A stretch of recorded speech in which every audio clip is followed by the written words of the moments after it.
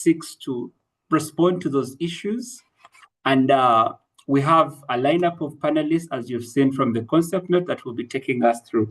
But allow me invite Miss Dr. Dorcas Basmanyani from the Center for Human Rights at the University of Pretoria to be able to give us her welcome remarks, and subsequently she'll invite the Assistant Director to give us opening remarks. Dorcas, over to you.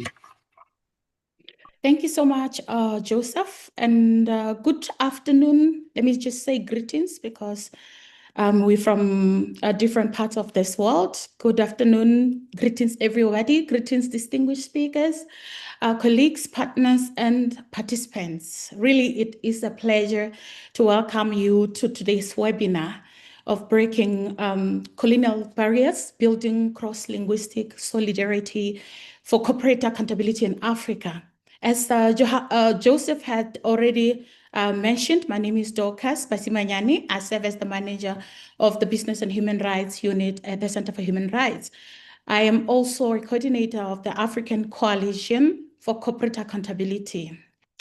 Today's webinar, indeed, as he stated, it's really one of the timely ones because, as he stated, the barriers that continue to divide us, they're not only linguistic per se, that they're also rooted in different legal traditions, restrictive visa regimes, limited transport, and digital infrastructure.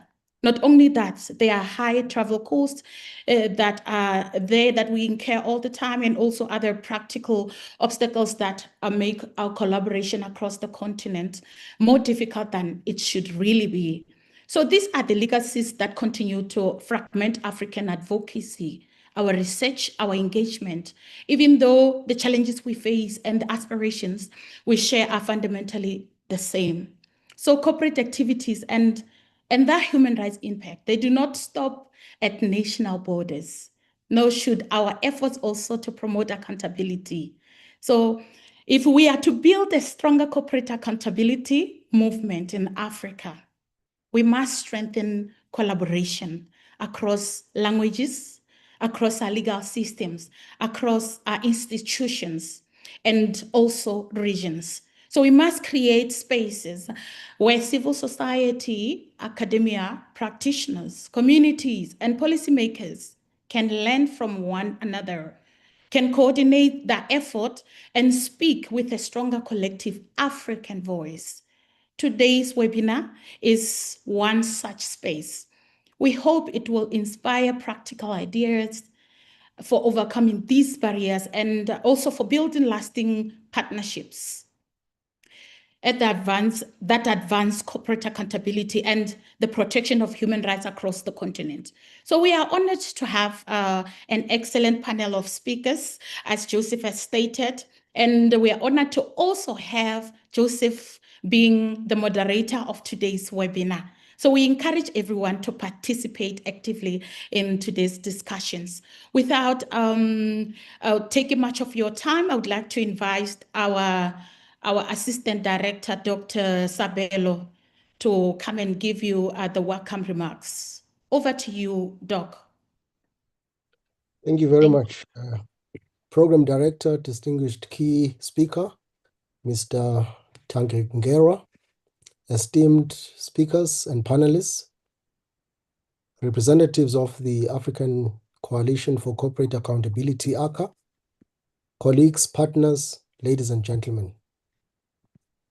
Good afternoon and good morning to those of you who are still in the morning hours. On behalf of the Center for Human Rights Faculty of Law, University of Pretoria, it gives me great pleasure to welcome you to today's webinar, Breaking Colonial Barriers, Building Cross-Linguistic Solidarity for Corporate Accountability in Africa. I would like to begin by thanking our distinguished speakers, partner organizations, and all participants joining us from across Africa and beyond. Your presence today reflects our shared commitment to advancing corporate accountability, protecting human rights, and strengthening justice across our continent. This year is especially significant for the Center for Human Rights as we celebrate 40 years of advancing human rights through research, education, advocacy, and strategic partnerships. For 4 decades, the Center has worked alongside government, civil society, regional institutions, and communities to strengthen human rights protection and contribute to the development of African and international human rights law. We are therefore delighted, ladies and gentlemen, to host this important conversation as part of our continuing commitment to advancing justice in Africa. For more than a decade, the Center for Human Rights has also had the privilege of serving as the Secretariat of ACA, working alongside civil society organizations, affected communities, academics, national human rights institutions, and regional bodies. And as such, we have actually sought to strengthen corporate accountability and promote responsible business conduct throughout the African continent. Today's webinar also carries a personal significance for me. I was honored to serve as a keynote speaker during the 4th ACA General Assembly, which was held in Pretoria in 2017. It is indeed gratifying to see how the coalition has continued to grow, bringing together diverse voices across the African continent in pursuit of a shared vision that businesses operating in Africa must respect human rights and be held accountable where they cause harm. Today's theme could not be more timely. Although Africa is politically independent, many of the barriers that separate us remain rooted in our colonial past. Linguistic divisions, different legal traditions, restrictive visa regimes, weak transport connectivity, and other structural obstacles continue to limit collaboration among those pursuing the same objective. Yet the challenges we seek to address, environmental degradation, labor rights violations, land dispossession, and barriers to justice, do not recognize borders, languages, and legal traditions. Meanwhile, multinational corporations operate seamlessly across jurisdictions. Capital moves freely, supply chains across borders with ease. If corporate activity is transnational, then our response must also be transnational. Building solidarity across Anglophone, Francophone, and Lusophone Africa is therefore not simply desirable, it is indeed indispensable. As Africa advances the aspiration of Agenda 2063 and the African Continental Free Trade Area, we must therefore continue to ensure that continental integration serves not only commerce but also justice.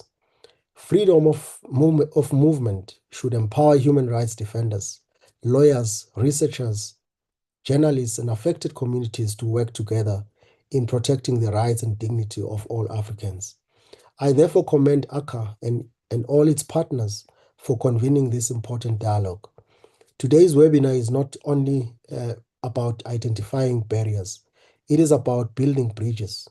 Bridges of language, bridges of law, bridges of trust, and bridges of solidarity. Those bridges are essential if we were to develop coordinated African responses to corporate abuse and ensure that economic development never comes at an expense of human dignity. I encourage each and every one of you to engage actively, to share your experiences, to learn from one another, and to view today's discussion as the beginning of even stronger collaborations across the African continent. Once again, thank you for joining us. Congratulations to ACA and our partners for convening this important conversation. And thank you for celebrating with us as the Center for Human Rights marks 40 years of promoting human rights, justice, and accountability in Africa. I wish you all a productive, insightful, and inspiring webinar. Thank you for your attention. Thank you, Doc. Now I'll hand over to our moderator, the greatest moderator of the day, Joseph. Over to you. Thank you so much, Dr. Sabela, and thank you, Dorcas, for steering us through the welcome remarks. It's now time for us to get to have the keynote address from Eric. Ntagengera. Eric is the head of Transport and Mobility Division in the Infrastructure and Energy Department at the African Union Commission. He's an engineer with a background in civil aviation, regional transport policy, and he leads continental initiatives, including the Africa Integrated High-Speed Rail Network. He has been pivotal in supporting these conversations at our regional headquarters. And today, he will help us reflect on why mobility should not simply facilitate trade, but also strengthen human rights protection and corporate accountability across Africa. Eric, I now hand over the platform to you to be able to share with us the keynote address. Thank you. Thank you very much, distinguished program moderator. I hope you can see me. Yes, we can see you and hear you clearly. Please proceed. Thank you very much, distinguished program moderator, honorable representatives of member states, regional economic communities, esteemed representatives of civil society organizations, academia, development partners, the private sector, ladies and gentlemen, all protocol observed. Greetings from the African Union Commission. It is a great honor to participate in this important webinar and to represent the African Union Commission. This webinar on breaking colonial barriers, building cross-linguistic solidarity for corporate accountability in Africa. I wish to congratulate the organizers of convening this very timely discussion. The theme speaks directly to Africa's future. Colonial borders divided our peoples geographically, economically, and linguistically. Yet Africa's future depends not on reinforcing those divisions, but on building bridges, bridges of trust, mobility, connectivity, communication, and shared prosperity. From the perspective of the African Union Commission, transport and mobility are not merely sectors of the economy. They are powerful instruments of integration, peace building, economic transformation, and continental unity. Today, I would like to reflect on 8 key issues. Number 1, the Agenda 2063, Africa We Want. Agenda 2063 is Africa's strategic blueprint for transforming this continent into an integrated, prosperous, and peaceful Africa, driven by its own citizens and representing a dynamic force in the global arena. And at the heart of the 2063 agenda, it lies Aspiration 2, an integrated continent, politically united and based on ideas of Pan-Africanism and the vision of Africa's renaissance. Integration cannot exist without connectivity. A trader cannot integrate with another market if roads do not exist. A student cannot participate in academic exchange if visas are difficult to obtain. Researchers cannot collaborate effectively if traveling across Africa is more expensive and complicated than traveling outside the continent. Businesses cannot expand regionally if logistics remain costly and fragmented. In brief, transport creates connectivity, connectivity creates mobility, mobility creates trade, and trade creates jobs, jobs create prosperity. This is precisely why transport, mobility, and connectivity are foundational pillars for achieving the Africa we want. Number 2, the major barriers slowing Africa's integration. Although remarkable progress has been achieved, several structural barriers continue to slow continental integration. First is the continued fragmentation created by colonial-era transport networks. Many of Africa's railways, ports, and road corridors were designed primarily to move raw materials to overseas markets rather than to connect African economies with one another. Second, visa restrictions continue to limit the movement of African citizens. It remains easier in many cases of Africa to travel from Africa to Europe or the Middle East than between neighboring African countries. Third, intra-African transport connectivity remains inadequate. Only a small proportion of African air passenger traffic is within Africa. Many journeys between neighboring countries require transit through another continent. Road and rail connectivity across borders are still incomplete. Fourth, implementation gaps continue to delay the realization of the continental frameworks.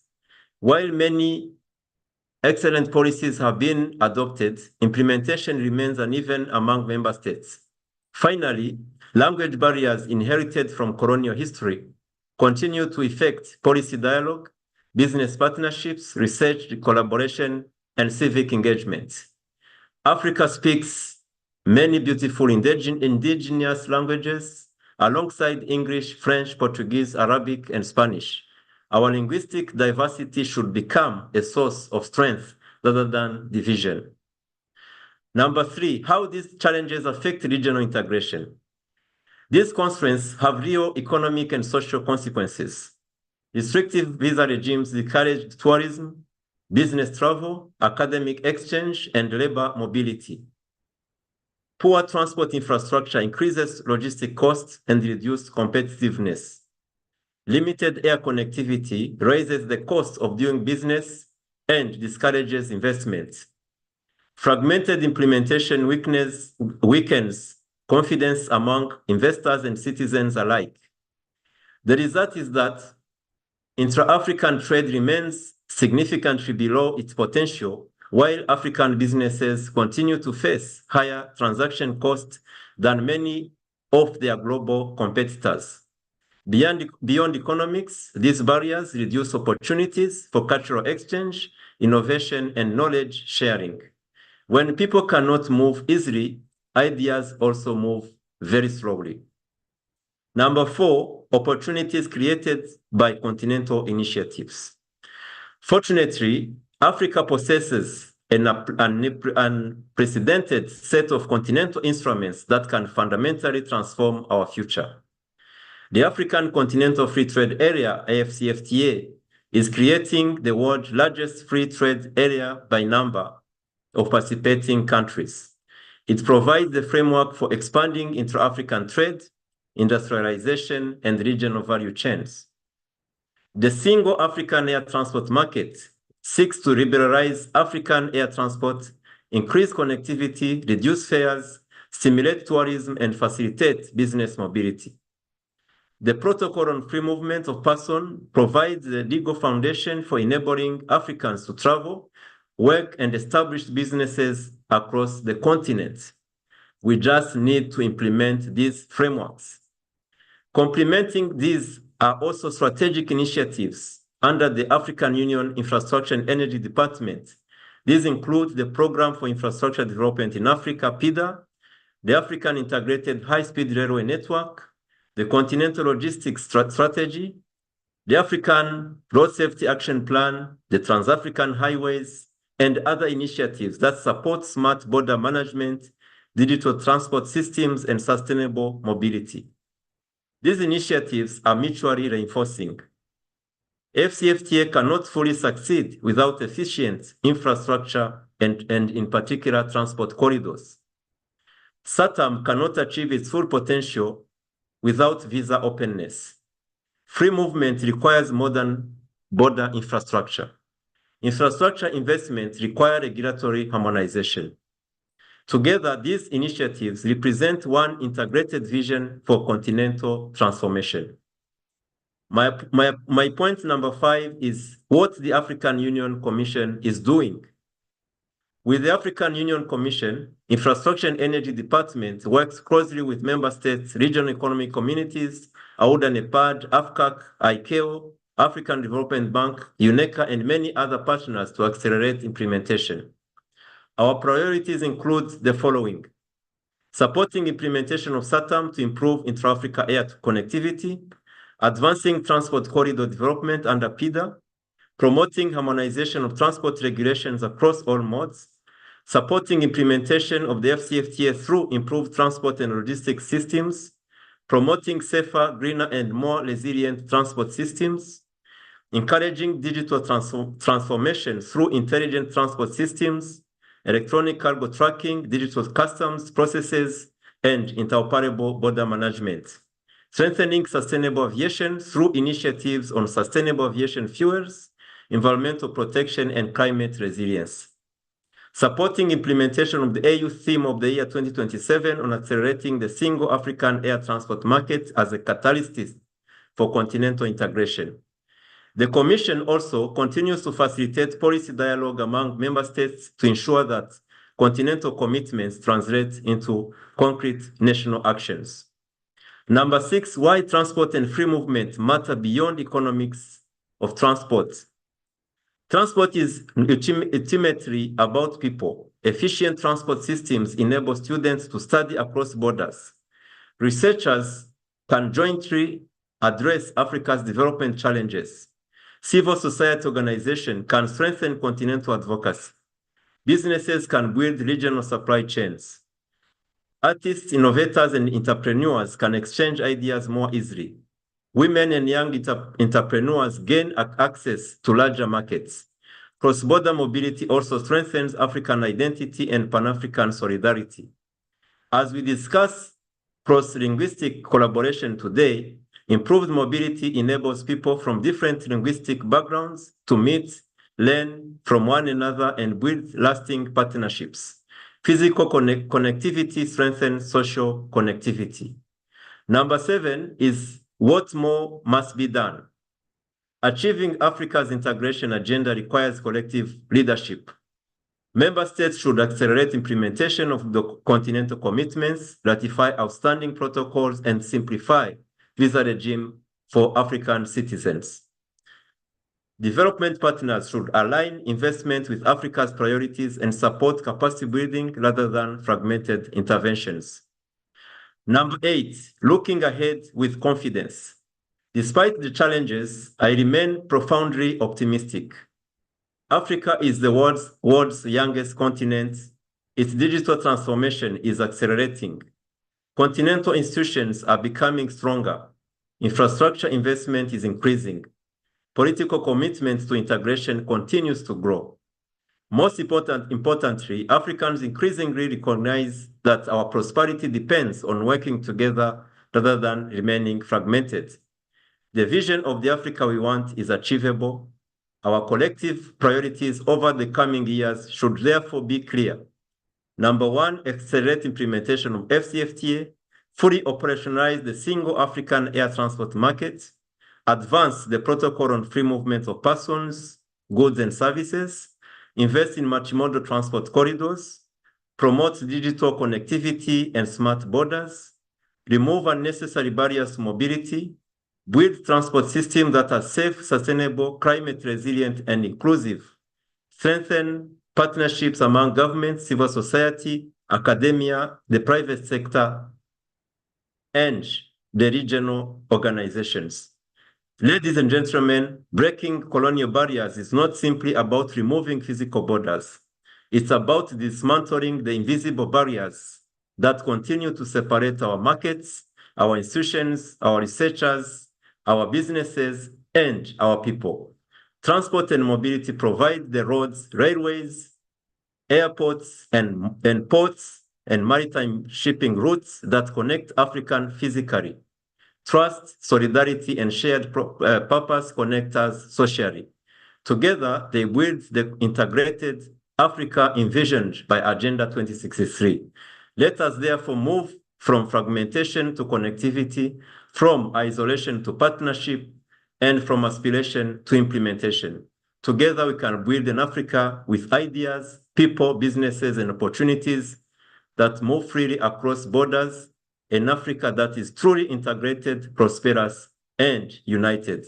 I thank you for your kind attention.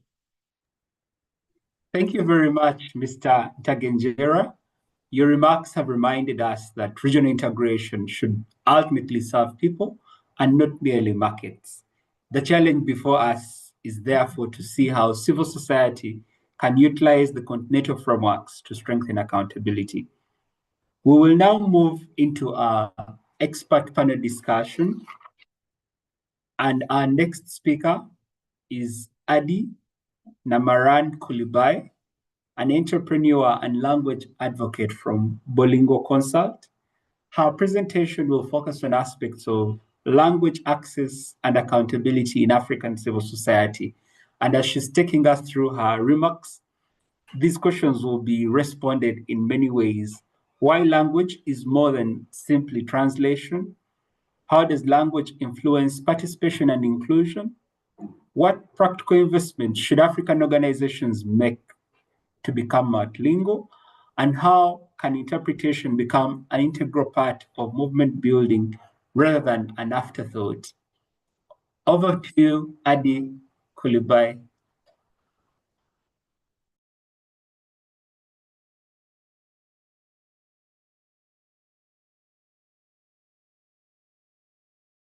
Thank you very much. Hi, everyone.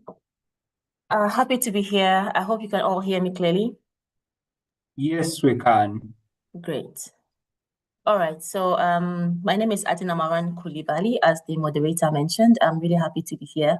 I work with Bolingo Consults. It's a language services company that offers language services for African languages and, as we call it, colonial languages as well. I'm also a language advocate and I work a lot in the field of languages. So let me just start with my presentation. I think it's good to start with asking the question, why language access? So why should we even talk about language access itself? I think it's important because language access is, in a way, is a right on its own, because it's something that allows populations that are deficient in a particular language to have access to services.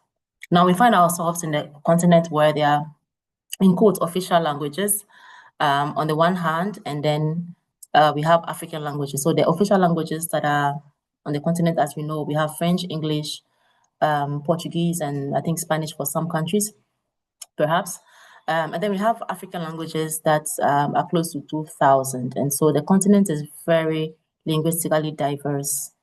And so language access comes in because then we have essential public services and private services that people need to access. And these will lead to inclusion. We keep saying leave no one behind, but inclusion is very important in this sense, because if people have access to language in various spaces, they're able to do much, they're able to be included in public policies. And then we also have equity, which creates a level playing ground for everyone, and then safety as well. So, speaking of who deserves language access, I think the first target will be populations that we as CSOs serve deserve language access. But within the confines of this conversation, where we're looking at CSO responsibility, CSOs themselves also need language access to be able to thrive.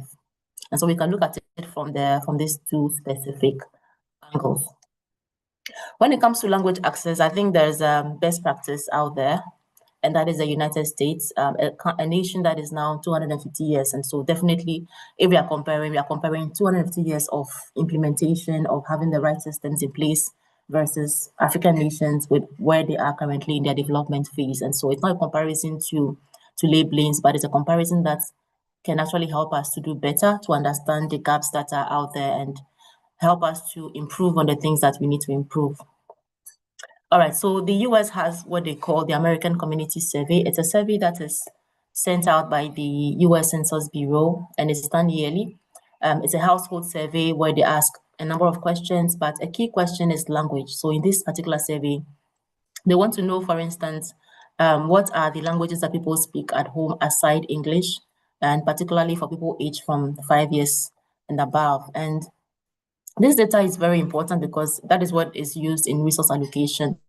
For instance, during election periods, for the US, they translate election ballots and most election-related information for populations, and so that information becomes then very important.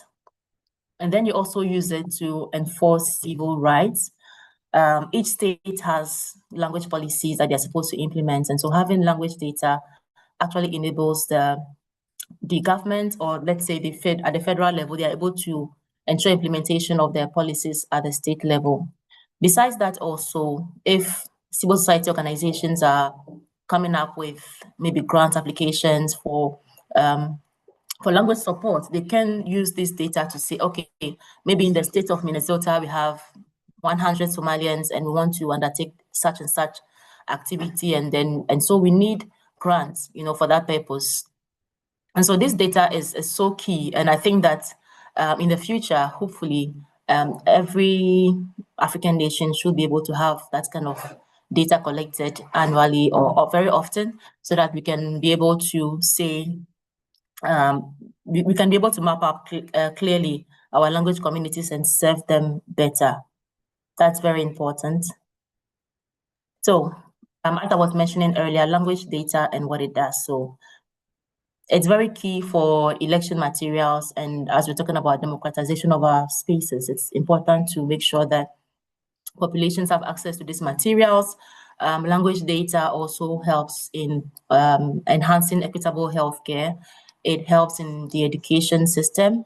Within my company, for instance, we work with agencies in the US that translate, let's say they have an announcement for parents, maybe PTA as we call it in some African countries. So they have an announcement and they will translate this announcement in the languages of the parents of the students. And that's amazing because, of course, because they have the language data. There's also emergency alerts that is very key. That language data is able to also enhance legal proceedings, of course, and capacity building. So in essence, language data is so crucial, and it's a huge gap that we need to fill. And so at CSOs, in the work that we do in our project, it's really important for us to think about how do we assess language data, how do we evaluate it, and how, of course, do we use it to ensure that we are delivering on our mission as well. I want to also talk about the road to Portuguese being an AU official language, just to drive home the point that it's not, things don't just happen, right? It takes a lot of advocacy. And for the example of Portuguese, since the OAU was established in 1963, the first Portuguese-speaking country joined the OAU in 1973, and then the 4 others joined between that time until 1975. And they kept insisting, on the need to have Portuguese as part of the official languages of the African Union. But it was not until 1984 that this actually became a reality. And so that it took them 9 years of advocacy, despite being AU members, to actually drive home the point that it was really important to make this happen. And of course, they met to have a conversation. And this is just something about that meeting.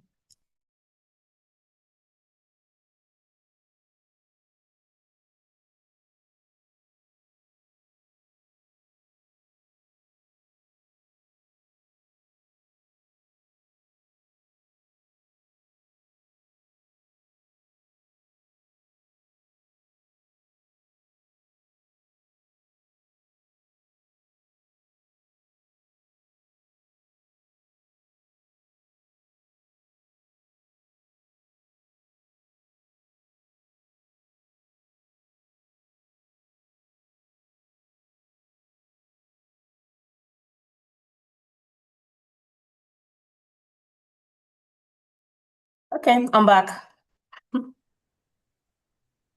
Sorry about that. The usual power outage. So let me just continue. Sorry about that. Let me share my presentation again and continue. Okay.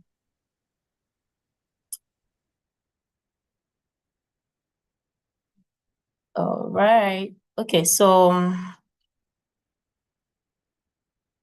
I spoke about Portuguese and Swahili also. As we know, is now an African Union official language. Swahili currently has 200 million speakers on average, and since the establishment of the OAU, it's also been a conversation. It was actually spearheaded by the one of the Tanzanian presidents, and it was not until 4 years ago that Swahili was added as one of the African Union official languages. There's actually a plan to add more African indigenous languages as official languages of the African Union. Not sure how long that effort will take, but it's hopefully it should be something that will become a reality. I also want to touch on technology and innovation as we think about and how we can, enhance language to deliver on our mission as civil society organizations. The technology space has evolved significantly over time, and the language industry is one of the sectors that has been transformed. I would say been transformed the most, actually, when we look at what has changed. When it comes to translation, for instance, the industry began with, translation on paper, and then we went to the use of computer-assisted tools, which we call CAT tools. And then now we've moved on to translation management systems. And now we have machine translation. And so much has changed. And what this means is that there is now increased access for people to be able to translate information, right? There's increased access, and the cost of these services has also reduced, because in the past, I'm sure that if an NGO had a revenue, let's say a yearly revenue of $50,000 some years ago, they may not be able to afford language services because it's actually expensive, or it used to be very expensive, but now the cost has reduced, and I think that the space is open, and besides it having reduced, it's also free to a large extent, because now you can just go and use any tool to translate whatever you want, and that's really amazing. You also have the option to have humans review whatever you've translated, and so these are opportunities that we need to seize, and I see a lot of CSOs actually using that opportunity. When it comes to interpretation, we still have a lot of work to do technology-wise, but the fact that we are even having interpretation here on Zoom is also telling of the fact that the space has also opened in that regard. And so we have, very few excuses when it comes to technology. I want to share some practical, steps that we can take in this regard as we are thinking about how to enhance cross-linguistic collaboration. One of the key things for me, the first thing would be to establish organizational language policy. And so each CSO should be clear on what their language policy is. I think the very sad or the wrong thing to do will be to have a website where you've just put automatic Google translation for every language, right? It's like for every language. That would be the wrong thing to do. I think what would be ideal to do is that on the basis of the coverage of the organization. So let's say you may be working at the national level, you may be working at the sub-regional or regional level. And so on the basis of that, it's important to decide on what the working languages are. So if you want to work in French and English, that's fine. If you want to work in French, English, Swahili, or let's say Yoruba or Wolof, it's great. So I think that particular step is very important, deciding on what the working languages are, and then having a clear language policy as to how to proceed, because the language policy then is what will guide the communication approach, the channels, the tools that we use to communicate. I think the second point that is very important is having a budget line for language services, because what is not budgeted does not happen, basically. So depending on your scope for language services, having like 10 to 15% budget line for language services on each project will be great. I think that would also enhance the work that we do as CSOs. The third point for me is to have clear roles on language lead within the organization. What I've noticed is that for several organizations, the knowledge management officer is in charge of, providing that guidance on language. And so it's really important to clarify that aspect as well. The fourth point, I think, is to include language data in project development. For instance, who are the beneficiaries that we're targeting? What's their primary language? Just going also beyond the official languages to say what are the languages that they speak at home, for instance, would be great. And also looking at your partners and people from who you want to get funding, and looking at the kinds of, or the language that will get you in that space that you have to be in.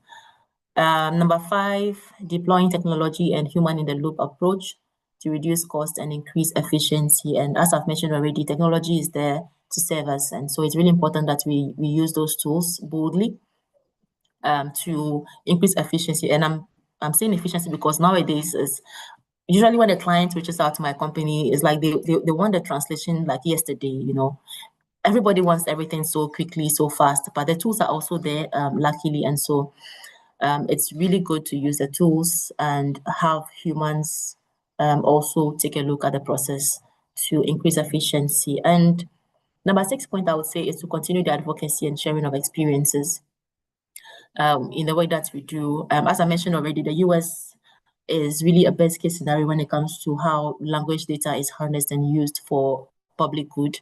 But this is a country that has had 250 years of history of managing the systems, of testing them, and it's something that we can start. I mean, we are not late, but we can still start from somewhere. All right, last point is I want to talk about an organization that I think is already doing a lot of these things. That's ISDAO, Initiative Sankofa d'Afrique de l'Ouest. And in my engagement with them, you would realize that in their email communication, they use French and English, proposals, they use French and English information sessions, they use their official languages, official working languages, which are French and English. Even on social media, they post in French and English. And they are very highly committed to that. And so it's something that we can learn from as well. Thank you very much for the opportunity. Thank you so much, Kadi Namaran Kulibai, for sharing with us the journey you're walking so far when it comes to language. We're now going to move to Michael. Michael Gayan is the Deputy Executive Director at the Institute for Human Rights and Development in Africa, a Ghanaian human rights lawyer with over a decade of experience in strategic litigation before the African regional courts and treaty bodies. He's going to share with us how civil law and common law practitioners can work more effectively together. Michael, over to you. Yes, thank you very much, Joseph. Am I audible? Yes, you're audible. We can hear you and clearly see you. Please proceed. Great.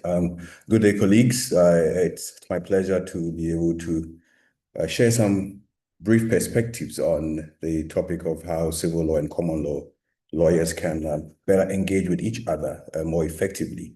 I think from where I stand, having engaged on various human rights advocacy and litigation issues across borders, across the continent, there's one lesson that has increasingly become clear to me, which is that the greatest obstacle to collaboration between common law and civil law lawyers is not really the law per se, but mostly how we organize ourselves.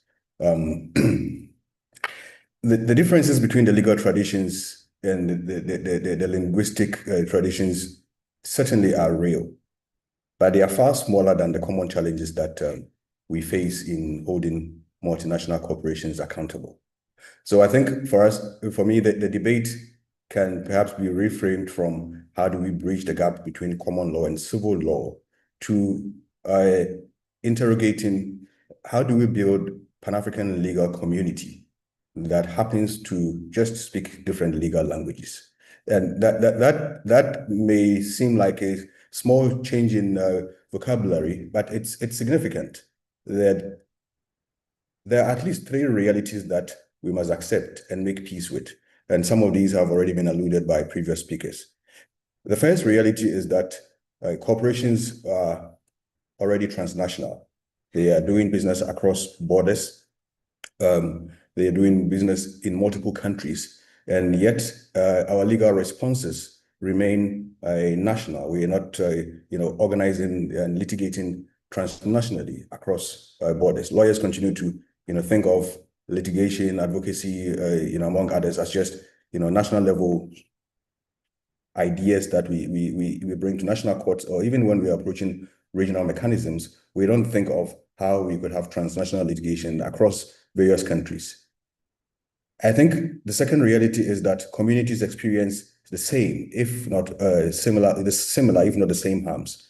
We're talking about pollution, land dispossession, labor exploitation, environmental degradation, and the absence of community beneficiation, which is some of the gravest harms that we are concerned about as far as corporate accountability, for human rights violations are concerned.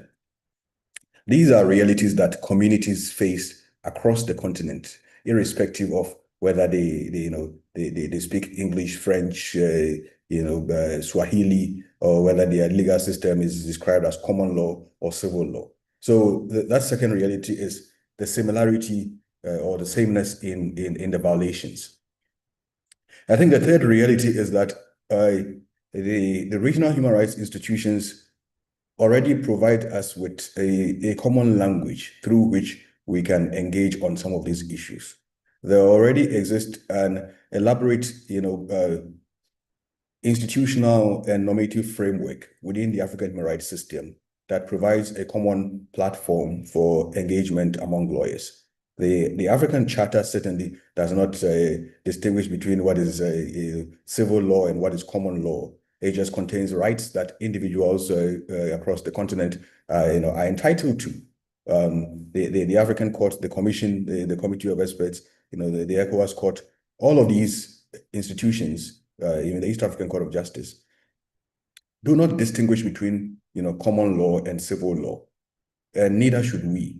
When we engage these regional mechanisms, the main concern is whether or not human rights have been violated, and if so, what are the remedial measures that are able to restore those individuals to the state that they would have been without those violations, or at least to provide some reparations that is able to remedy the violations that they have suffered in some significant way, including in many instances the obligation of states to adopt legislation and other kind of regulatory measures to ensure that businesses are complying with their human rights obligations.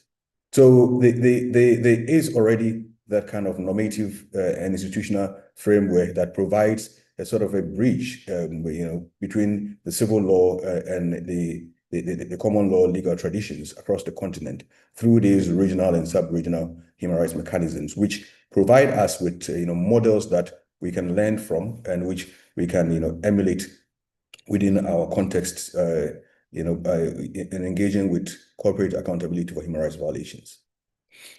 So what does successful models of collaboration look like from what I have observed? I think practical examples, for instance, could include doing or putting together joint litigation teams. This is something that from the organization that I work for, the Institute for Human Rights and Development in Africa, we do quite well, because internally we have lawyers from across the legal traditions and both common law and civil law, and we are therefore able to engage colleagues strategically on every issue, because we are able to learn from the experiences of civil law lawyers, from the experiences of common law lawyers, and that enables us to collaboratively advance our cases in strategic ways that people who think from a specific legal tradition may overlook remedial measures or ways of thinking about issues that they don't necessarily learn because of the nature of their training.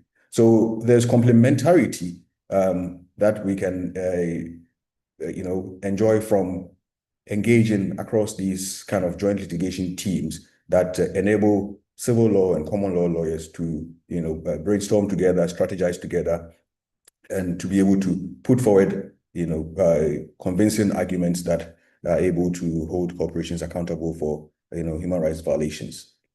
I think certainly another model that we could consider is regional human rights convenings, such as the platform that ACA, for instance, offers across the continent, so that we are able to bridge this gap. I don't think the relationship would automatically build itself. It will take efforts of regional organizations such as ACA, such as the Center for Human Rights, such as IHRDA, and others who have the convening capacity to bring together lawyers from across the various traditions, language divides, to actually think through how we have a common vision, in response to corporate human rights violations across the continent. This will enable us to think through joint fact-finding and evidence gathering, how we put together comparative jurisprudence from across the various countries and legal traditions that enable us to have a continental outlook in how we are advocating for, litigating and engaging accountability mechanisms as far as corporate harms, are concerned. Those kind of convenience engagements enables us to build trust among lawyers and institutions. It enables us to keep regular communications, and it enables us to share ideas, strategies, and to be able to have a unified front in response to the human rights issues that we are concerned about.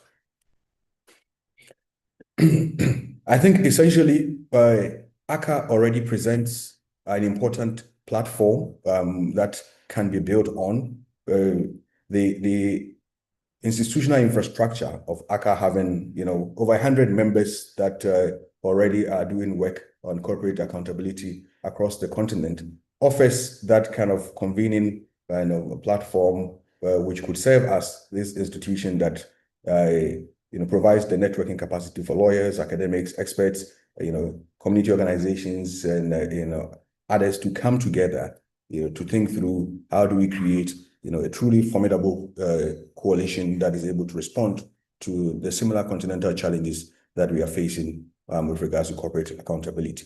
One of the ways that ACCA, using this infrastructure, can support us in building this bridge is perhaps also putting together a resource center where we're able to have a multilingual platform containing case law, model pleadings, guidance on how to put evidence together, opportunities for translations, joint research, model legislation, and country profiles, among others. I know ACCA already has some resource that we can rely on, but we need to intentionally build that kind of resource center where we are putting these kind of jurisprudence and templates that colleagues from across the various legal traditions and language divides can easily rely on and replicate in their own context, so that we are not thinking through how civil law lawyers think or how common law lawyers. We thinking through how do we merge the best parts of these legal traditions into a coherent front that is able to enable us to more intentionally respond to the issues of corporate human rights harms that we're concerned about.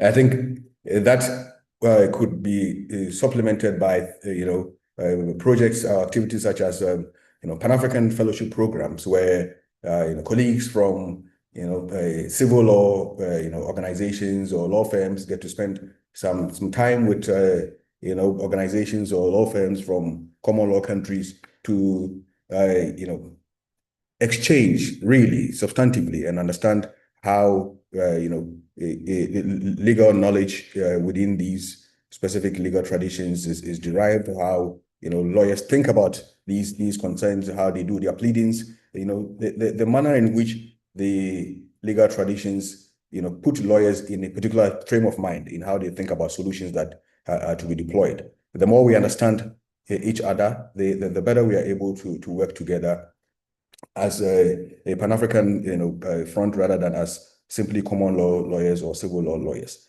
And certainly, as Adi had explained, technology has made things a little bit easy to navigate these days. There are digital workspaces where even from a distance we can collaboratively work together online. Translation is a little much easier these days. Many word processing tools have inbuilt translation systems. Microsoft Word, for instance, allow you to generate translations of documents from French to English into other languages by just the click of a button, and within a few seconds you would have a translation that is reasonably good to give you a fair perspective of what the other person has pleaded or written. And these technologies also offers us the opportunity to do virtual convenings such as these ones, so that even in the absence of the resources that it would enable us to have physical convenings, we can still take advantage of technology to continue to engage virtually towards building that kind of continental platform for engagement among lawyers from the various legal traditions.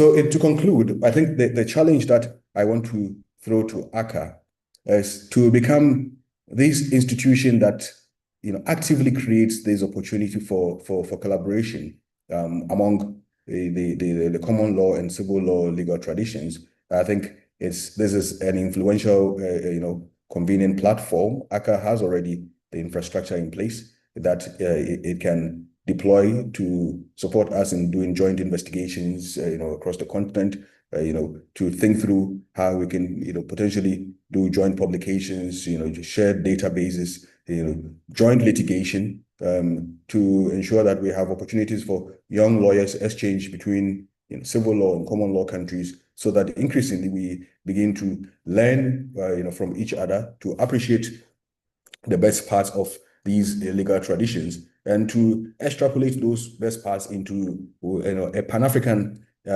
legal tradition of how we think about law as Africans, not just as the inherited colonial legal systems of common law and civil law that we inherited either from the British, the Portuguese, or the English, but that in line with the ideals of Agenda 2063, we are building a truly Pan-African legal system that bridges the gap between the civil law and the common law legal traditions. And I certainly think that ACA has the convening power, the infrastructure and the network to support us in putting these ideas together in much more concrete form. So I'll leave it there, Joseph, and invite any further comments or questions in subsequent.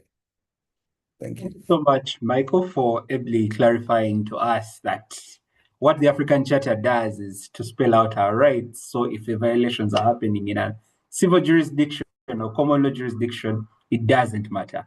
What we need is remedy in the event of those instances.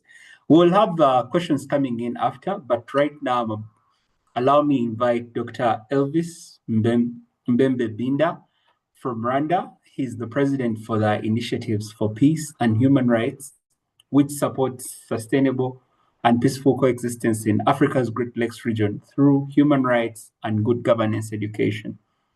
He's going to share with us the role of the AFCFTA and free movement frameworks and what they play in ensuring that there is sustainable growth. I hope he was elevated from being an attendee to a panelist such that he's able to share his presentation and pick it up from there.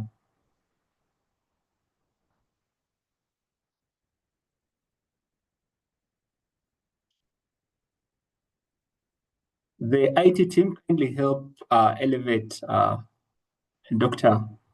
Elvis from being a general attendee to being a panelist.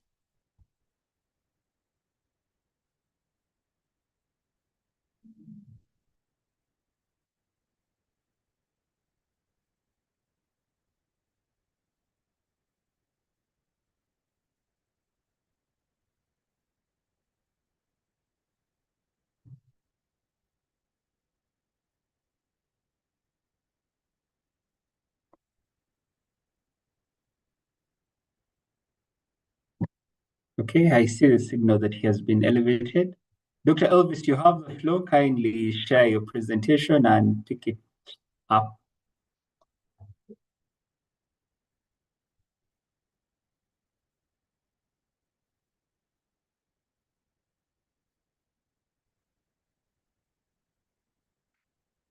Hello, can you hear me? Yes, we can hear you. Okay, that's good.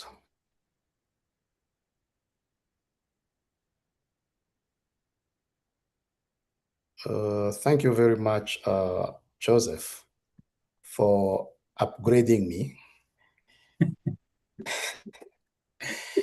We had to place you where you belong. I hope my video is on now. Can you see me? Yes, we can see it on. Perfect. Good. Yes.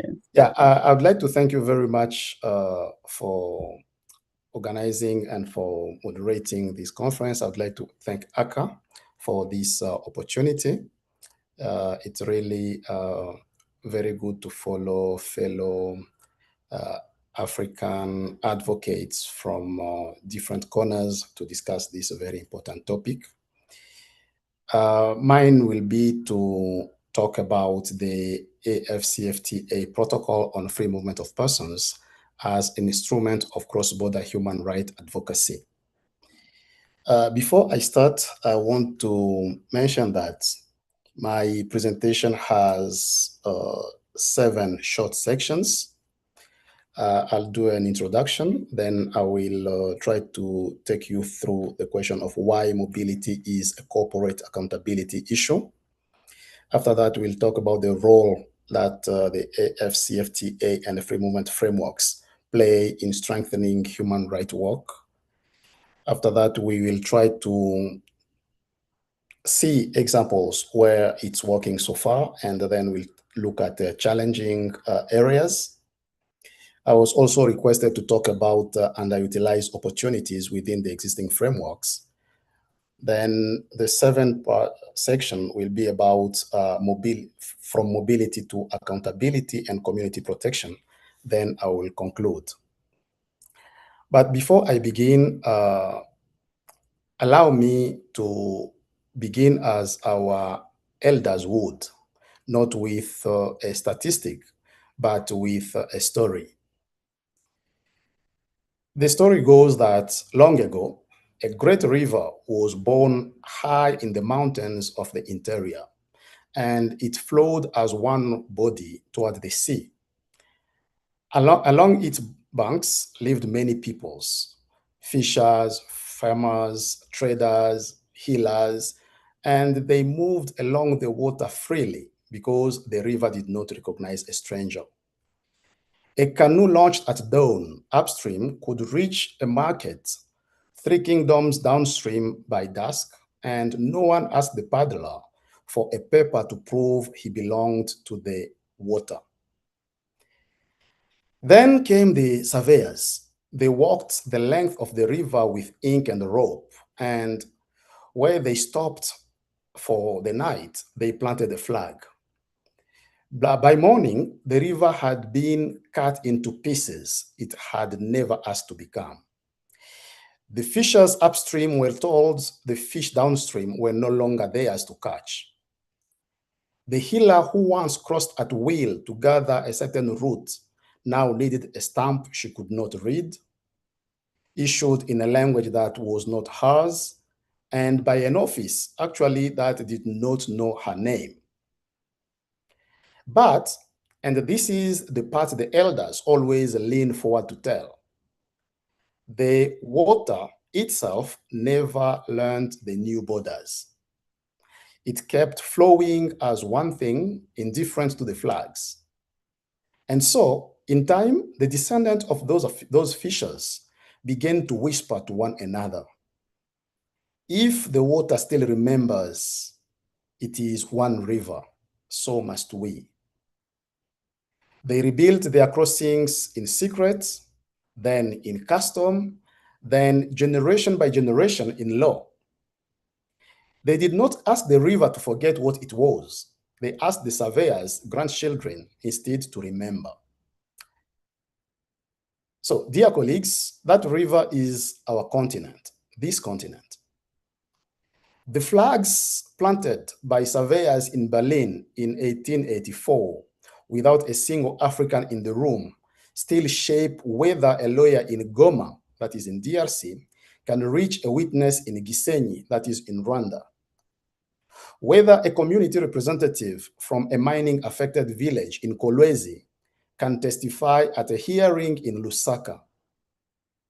Whether an investigator can follow a corporate supply chain across 4 jurisdictions without being treated at every crossing as a suspect rather than a citizen.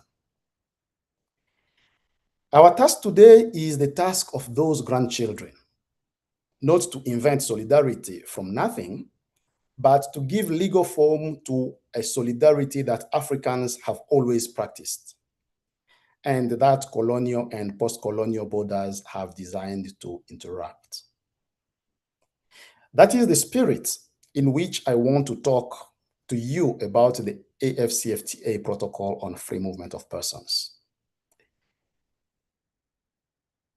To do this, I would like to start with addressing the question of why mobility is a corporate accountability issue. We are gathered under a banner that names transnational corporate power directly. It is worth being precise about why freedom movement belongs in that conversation at all. As you know, corporate power in Africa is already transnational and cross-linguistic, just as my predecessors have said.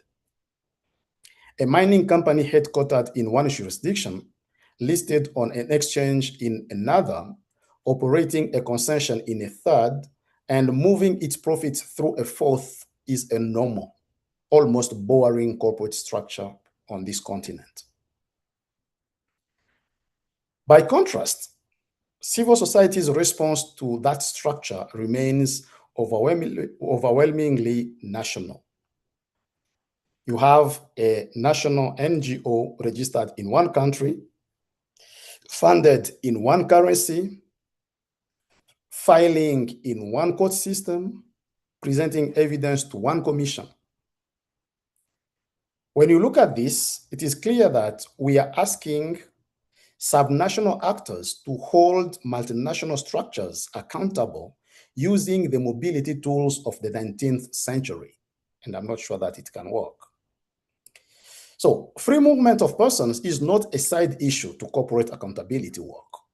It is infrastructure for it, because every serious cross-border investigation depends on it. It affects the ability of a lawyer to visit an affected community without a visa delay that tips off the company. It may affect the ability of a community representative to appear before a regional human rights body without being denied entry. It may affect the ability of a researcher to move between a company's headquarters jurisdiction and its operating jurisdiction to reconcile the two different stories those jurisdictions are told. When we cannot move, our evidence cannot move. Our witness cannot move. And most importantly, our solidarity cannot move beyond a WhatsApp group and a shared hashtag into shared corroborated litigable facts. Against this background, what role can FTA and free movement frameworks play in strengthening human rights work? I'd like to be precise about the instrument, because precision is what allows advocacy to be strategic rather than merely aspirational. The African Continental Free Trade Area Agreement itself, in force since 2021, now covering trade and goods, and increasingly services across the continent, 54 signatory states, is primarily a commercial instrument. Its companion, the one that matters most for us as we are speaking, is the 2018 protocol to the treaty establishing the African Economic Community relating to the free movement of persons, right of residence, and right of establishment. This is the instrument that would, once in force, entitle African citizens to enter, reside, establish economic activities across the continent without the visa barriers most of us navigate today. I want to give you an honest state of play, because a masterclass that flatters an instrument is worthless practitioners. Some of us may already know, as of this year, this protocol, I mean the protocol to the treaty establishing the African Economic Community relating to free movement of persons, right of residence, and right of establishment, has been ratified by 4 of the 15 states required for it to enter into force. 4 countries out of 15 required. And those 4 countries are Rwanda, Niger, Mali, Sao Tome and Principe. 44 states have ratified the trade agreement. Here we're talking about the AFCFTA. But only 4 have ratified the people. The gap between how fast capital and goods move under AFCFTA, and how slowly persons are permitted to follow is itself the most important data point in this presentation. It tells us in the plainest terms whose mobility this continent has already agreed to give priority to. So, what role can this framework play in human rights work, given it is not yet in force? I came up with 3 roles. I would argue the first one is a normative role.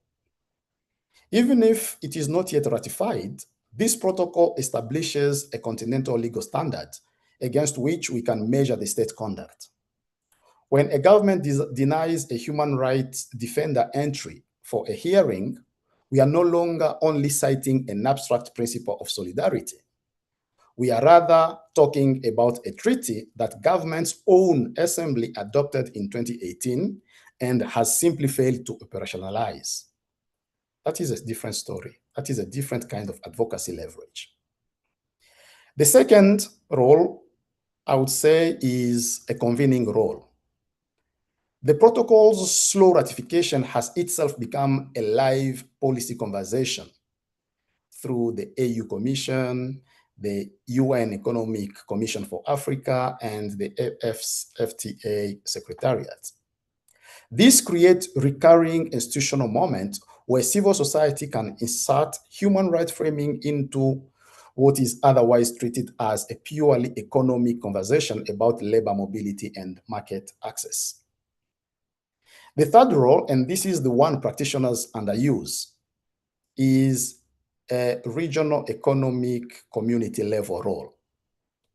We do not have to wait for the Continental Protocol because we already have several regional economic communities already functioning fully or partially, where free movement regimes that we are talking about are existing and that we can use. I would like to showcase some of them, and that is because they exist. As you know, we have to talk about those frameworks that already work, because underutilized implies existing, not just hypothetical tools. The first one is the ECOWAS Protocol on Free Movement, Residence, and Establishment. This protocol was adopted in 1979, about 50 years ago, and remains, in the words of continental trade analysts, the front runner among Africa's regional blocs, the oldest functioning free movement regime on the continent, which achieves regional reciprocity scores of about 95% of its members. So our colleague from East Africa in this meeting have, whether they always name it or not, been operating inside a genuine free movement legal architecture for over 4 decades. That is a model worth studying, not reinventing. The second example or framework that is underused is the East African Community's national ID travel regime. Citizens of EAC partner states can cross several intra-EAC land borders using national ID card rather than passport. This is, for instance, because of the agreement between Rwanda, Uganda, and Kenya. So a Rwandan citizen can, just using his ID, cross the border to Uganda and even to Kenya. And this is not an abstract integration statistic. It is the difference between a witness being able to reach a regional hearing in time and not. Because if you have to wait for a passport to be issued to use the resources that it requires to get a passport, if you have a hearing somewhere, that you may miss it, depending on how much time this can take.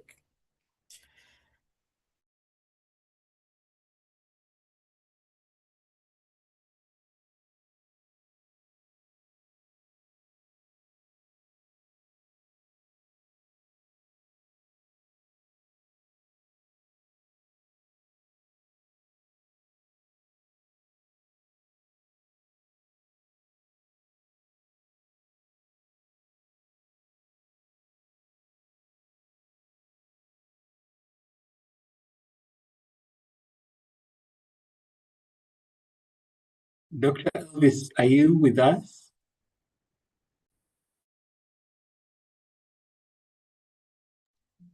I think we lost him. Oh, probably he's rejoining.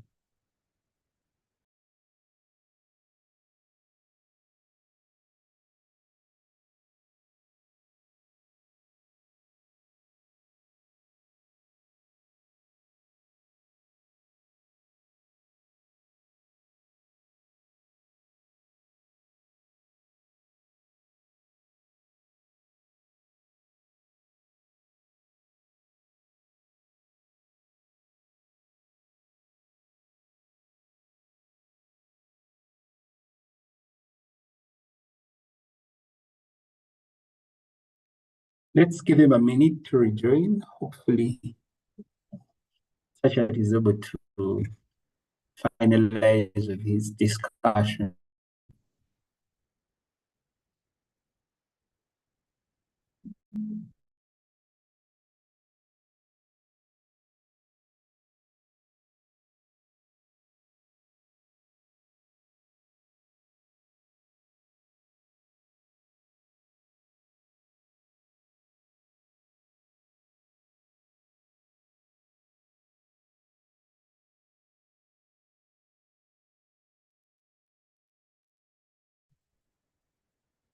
Dr. Mbembe, are you able to hear us? I see that you're back on the platform.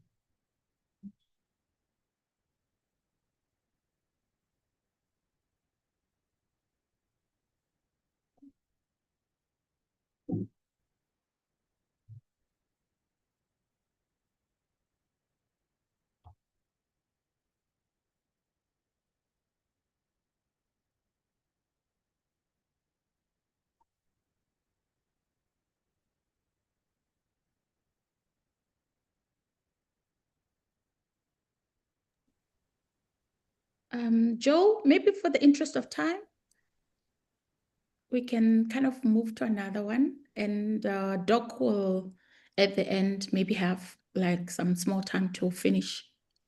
Thanks. Okay. His conversation was quite interesting to see the models that have worked, how it's done in East African community, but also at ECOWAS. And our next panelist is Abby. Abby is the Executive Director of Global Rights, and at Global Rights, she coordinates programs on access to justice, women rights, natural resource governance, and civic space strengthening from the organization's office in Abuja. Abby also served as our inaugural co-chair at the African Coalition for Corporate Accountability, and we are very glad to have her here to give us the perspectives on how visa restrictions and transport systems undermine regional solidarity. Abby, the floor is yours.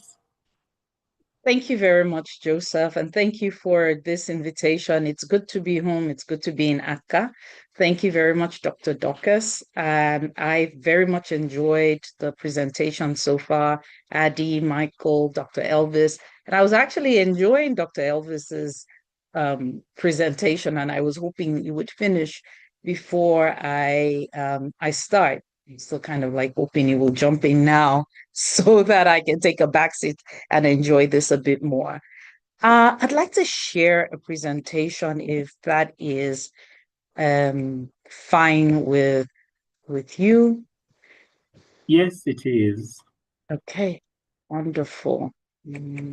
Sorry, just I'm going to go back and try to. Oof.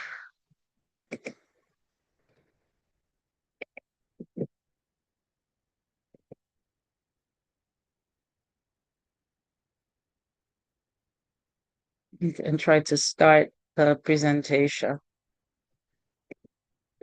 Oh dear.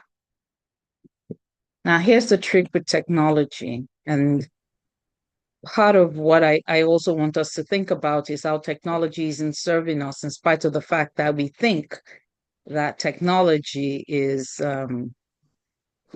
providing us with the leverage that we need for connectivity.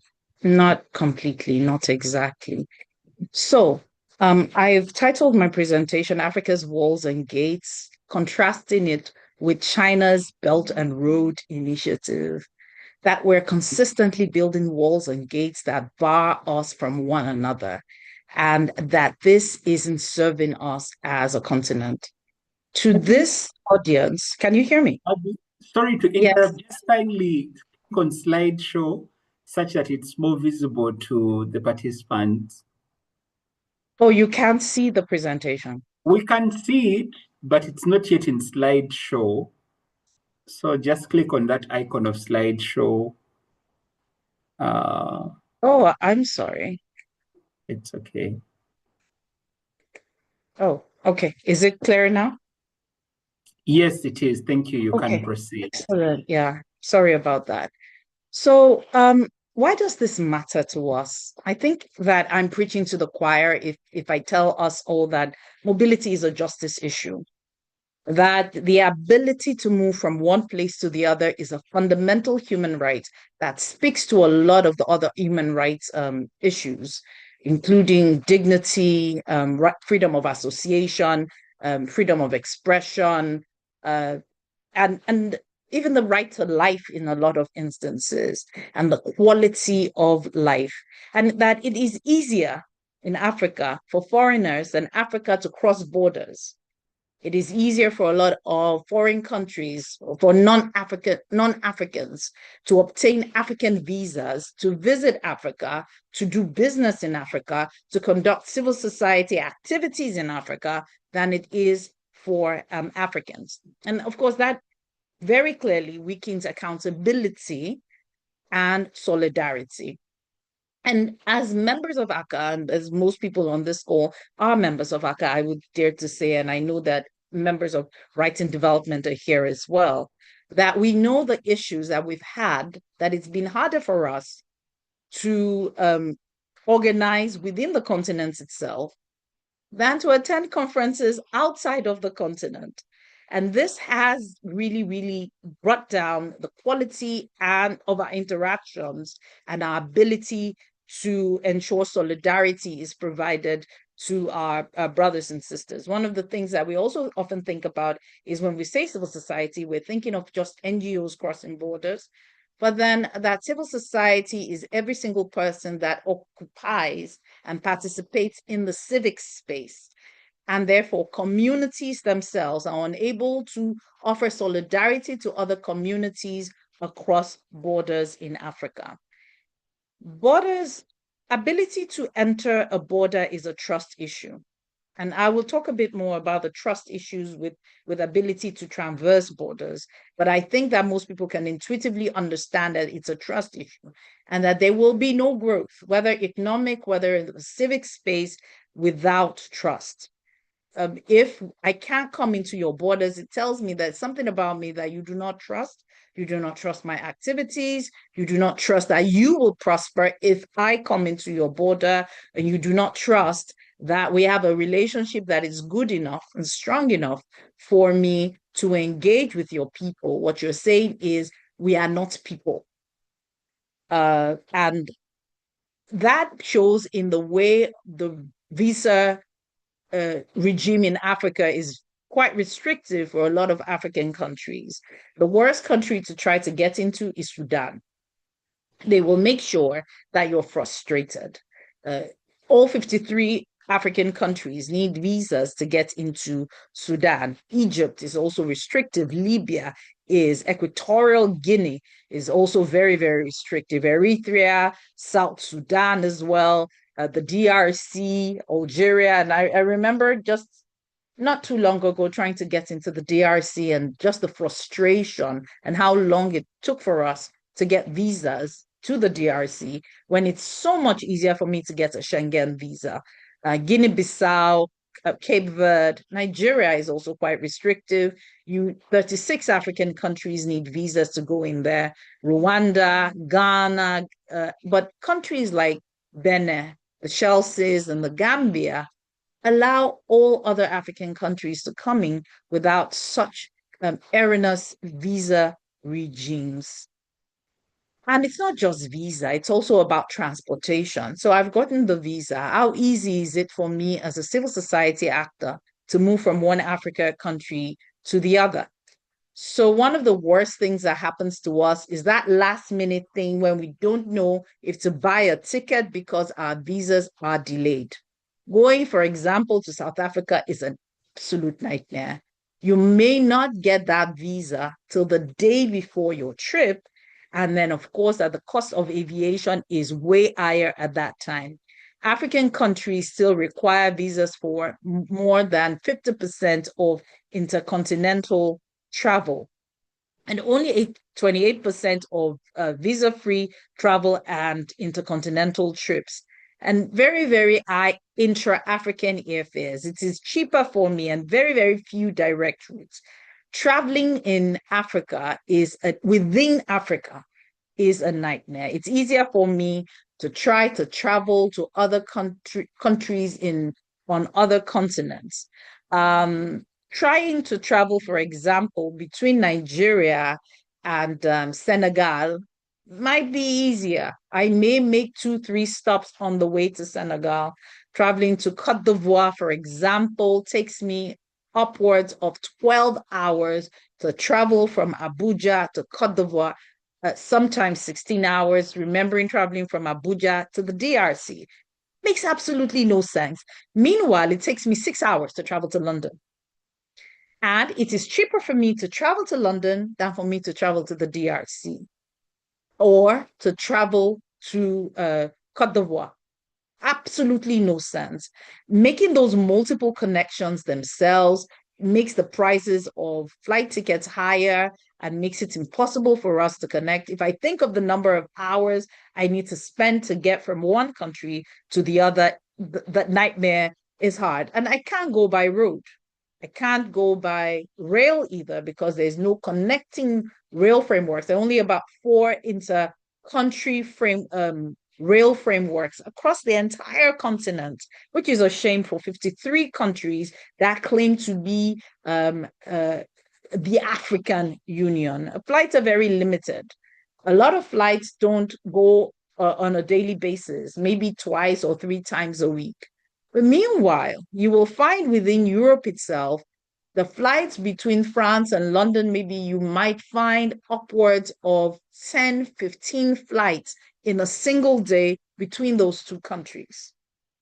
But I have to connect and connect and connect to get to Côte d'Ivoire, to get to Gabon, to get to maybe one of the freer countries I can get to easily on just a single flight to Kenya. And that is intermittent because sometimes it's also difficult as well. Flights are limited, the routes are poorly integrated, the taxes are impossible, which raises the cost of flight. And of course, tickets are prohibitive and very expensive. And like I've said, there's very limited regional roads or rail to connect the poor, to connect businesses, to connect the delivery of goods and of people en masse, because if people travel en masse, it's often easier to travel by rail. Those are not available. And very prohibitive borders where you are viewed with suspicion from your fellow African brothers.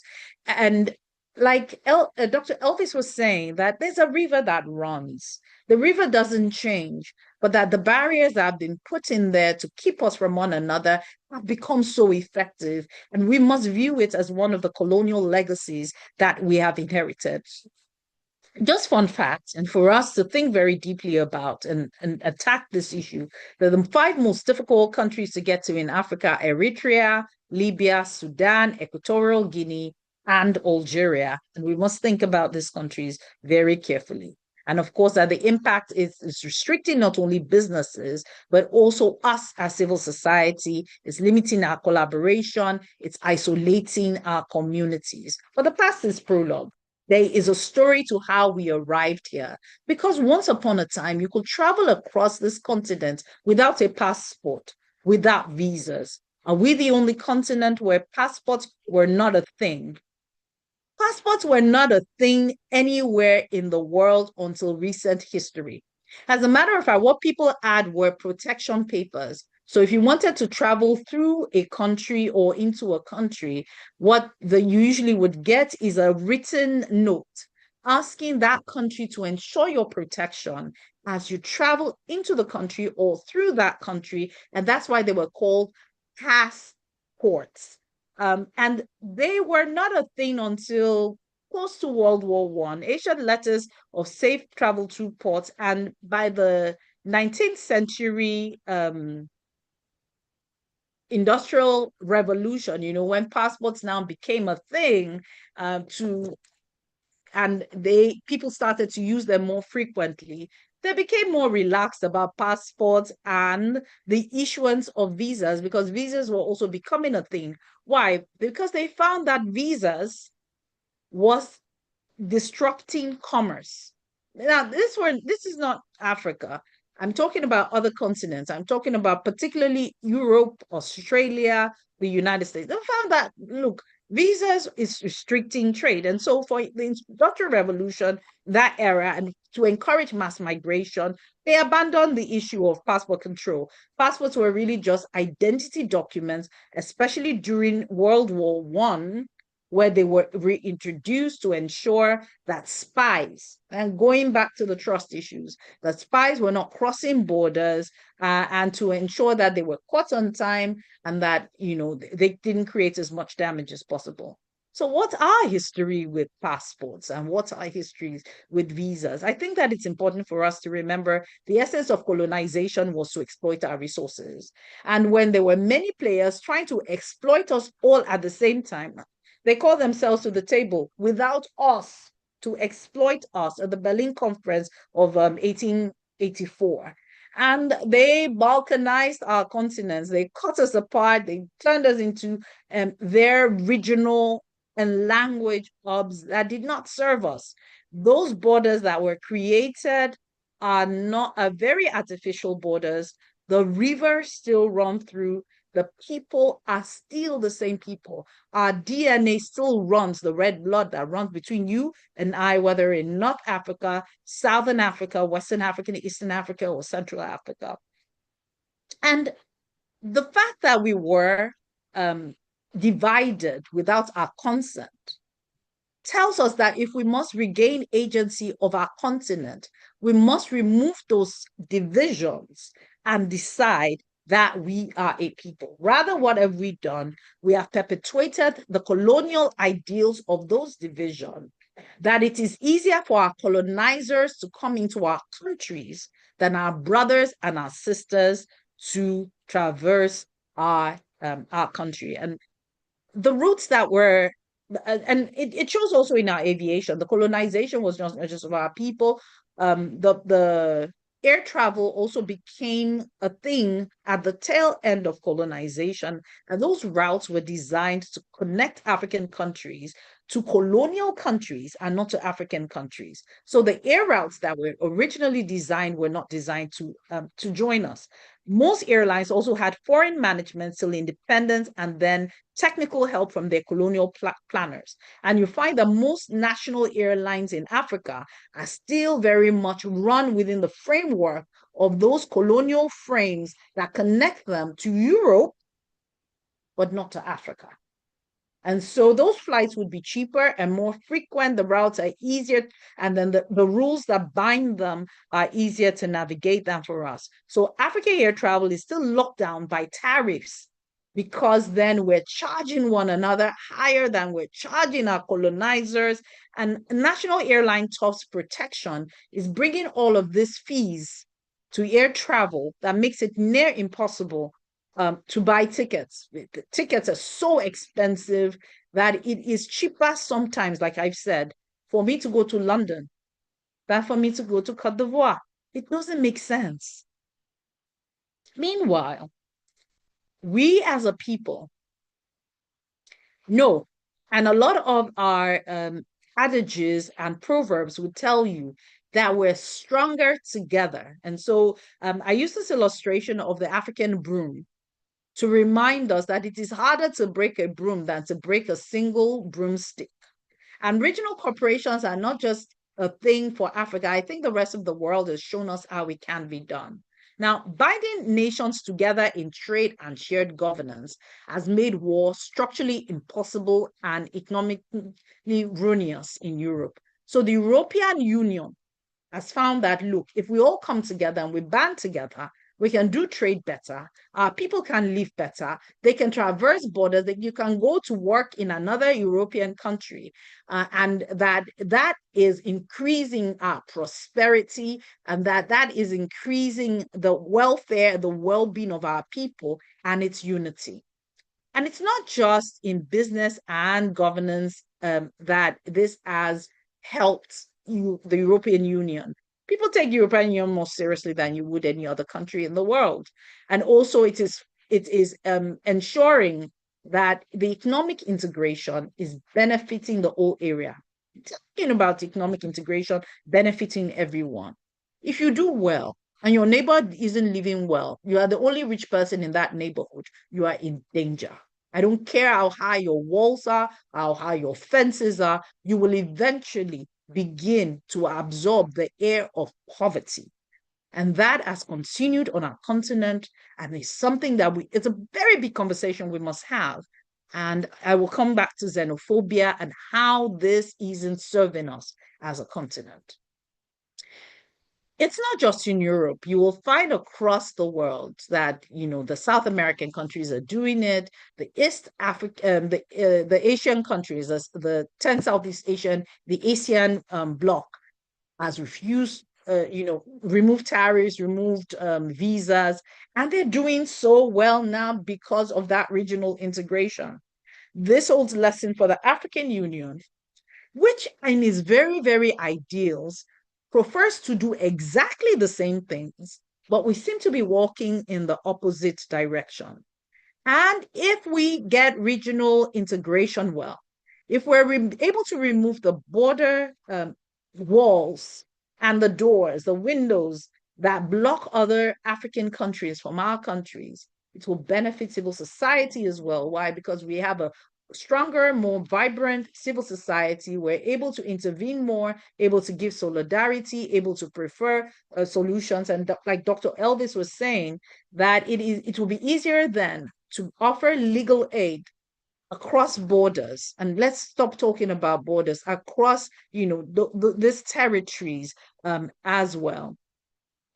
So in theory, we've also balkanized the African Union. We have the regional, the sub-regional frameworks, and they seem to work. The Maghreb Union, the Common Markets for Eastern and Southern Africa, the Community of the Sahel, Saharan States, the EEAC, the Economic Community of Central African States, and ECOWAS, the Economic Community of West African States. In theory, they seem to work. We're allowing ourselves within those smaller frameworks to traverse one another's borders without visas. Well, except for a few countries, and I've spoken about those 5 countries earlier. And this is allowing for greater integration. But Adi spoke about how language is also barring us. But in spite of not having visas for this, sub-regional frameworks, transportation is still so impossible that trade and commerce and civil society activities are all still near impossible. And so what did we do? We started to talk about the vision of the Africa we want. Over time, we've been speaking about this. Our founding fathers have, and that's where the frameworks for Pan-Africanism came from. But more recently, realizing that AU isn't quite serving us, we started to talk about the Africa we want. And in 2015, we developed Agenda 2063 to ensure that we transform Africa to a global powerhouse, not just in terms of commerce, but in terms of the unity and the prosperity of its people. And we came up with a lot of things we want to achieve by 2063. I am so sad because we are still not able to achieve those things. And some of the reasons we're not able to are still these restrictions on our borders that are extremely colonial. We're still not able to travel freely between our countries. That is cutting down on our ability to formulation of commodity strategy, establishing an African forum, even the trade the Continental Free Trade Area is inhibited by transportation and visa restrictions, we still can't double our inter-African trade. We don't have rail. If you don't have rail, you can't do trade. If our ports are not responsive to each other, if our roads are not connected in a way where it is easy for me to travel from Abuja to Ouagadougou without thinking twice, where I can go to South Africa and I'm not harassed at the port of entry with yellow card and whether I'm coming to stay for 10 days or 50 days or whatever days, or be afraid that once my accent is heard, that people will attack me on the streets of Joburg, which I used to walk around freely once upon a time. Very, very shameful things that are going on our continent. We can't do the Inga Dam project without roads, without access to one another. We can create a pan-African e-network. Yes, technology is essential, but those technology also go by those border rules that are holding us. We cannot silence the guns on terrorism. And there's been research that has shown this inability to move freely is part of the violence, the wars that we're suffering on the African continent. Our outer space strategy can't work. Why? We can't even move amongst ourselves.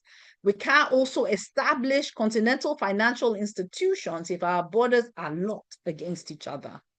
And I go to now the critical parts of the Africa We Want agenda, Agenda 2063, African passport, where we all hold a common passport and free movement across the continent. And we must keep this vision before us, and we must fight for it doggedly. An African passport, a single African air transport market, and integrated high-speed train network. It's the continent. Trade can't happen. People can't move except if we have this in place. And we must fight to ensure this.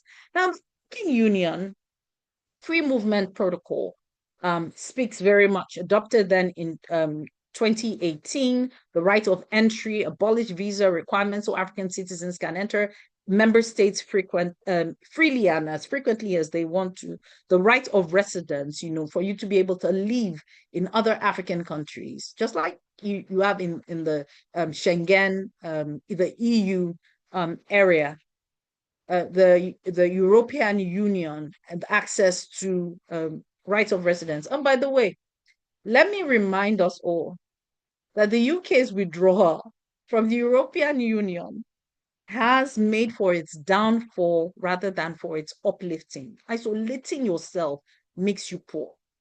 Networking is where you get rich. The right of establishment, allowing individuals to open businesses, trade, or practice professions across borders in Africa. I speak again to South Africa. You are a sore thumb. Now, for a current status, and it's not just South Africa that is a sore thumb, a lot of people need to go back and talk to their governments and hold conversations within civil society within your own country. Only 30 countries out of our 55 have signed the framework, but only a handful, including Rwanda, Niger, Mali, Sao Tome and Principe, have fully ratified it, falling short of the 15 needed for legal enforcement. We need at least 15 countries to make the African Union Free Trade Movement Protocol operational. And now, while the Continental Protocol stalls, smaller regions like ECOWAS, the EAC are already enforcing localized free movement rules for their respective member states, but the ability to reside and to trade freely is still difficult. Traveling by road from Abuja to Accra is still very expensive for me, in spite of the fact that we both speak English, in spite of the fact that it's actually about the same distance for me to travel to Accra and to travel to Lagos.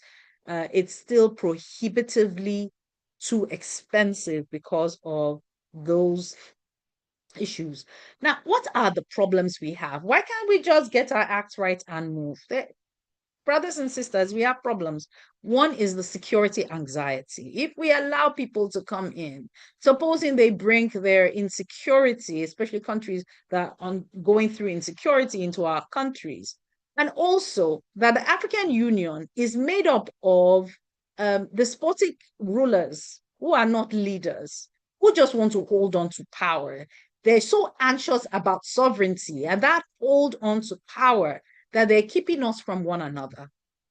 And we must rethink the framing of the African Union and how that works. Now, that was a very weak infrastructure. We don't have unified digital databases that will unify entire continent and ensure that we're able to kick out insecurity, at the same time ensure that we're able to protect one another as brothers and sisters and know the identity of the people who live on the continent. Heck, some countries don't even know the identities of the people who live within them. People live and die and are never documented from beginning to end. And that makes it difficult for us to move towards unification, and forgive my swearing. Economic protectionism and social pressures are also there. So we think that if we protect others from coming into our countries, they're coming to take our work, they're coming to, change our language and our religion, and that we think that that is what makes our countries prosper. That is a lie. Research after research has shown the countries that open their borders prosper more. And you can check them out. And these are the arguments I make to South Africa.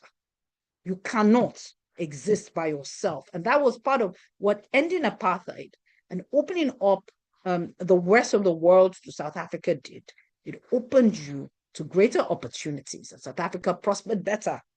What you should look at are your leaders, those people who have used corruption and division to divide you.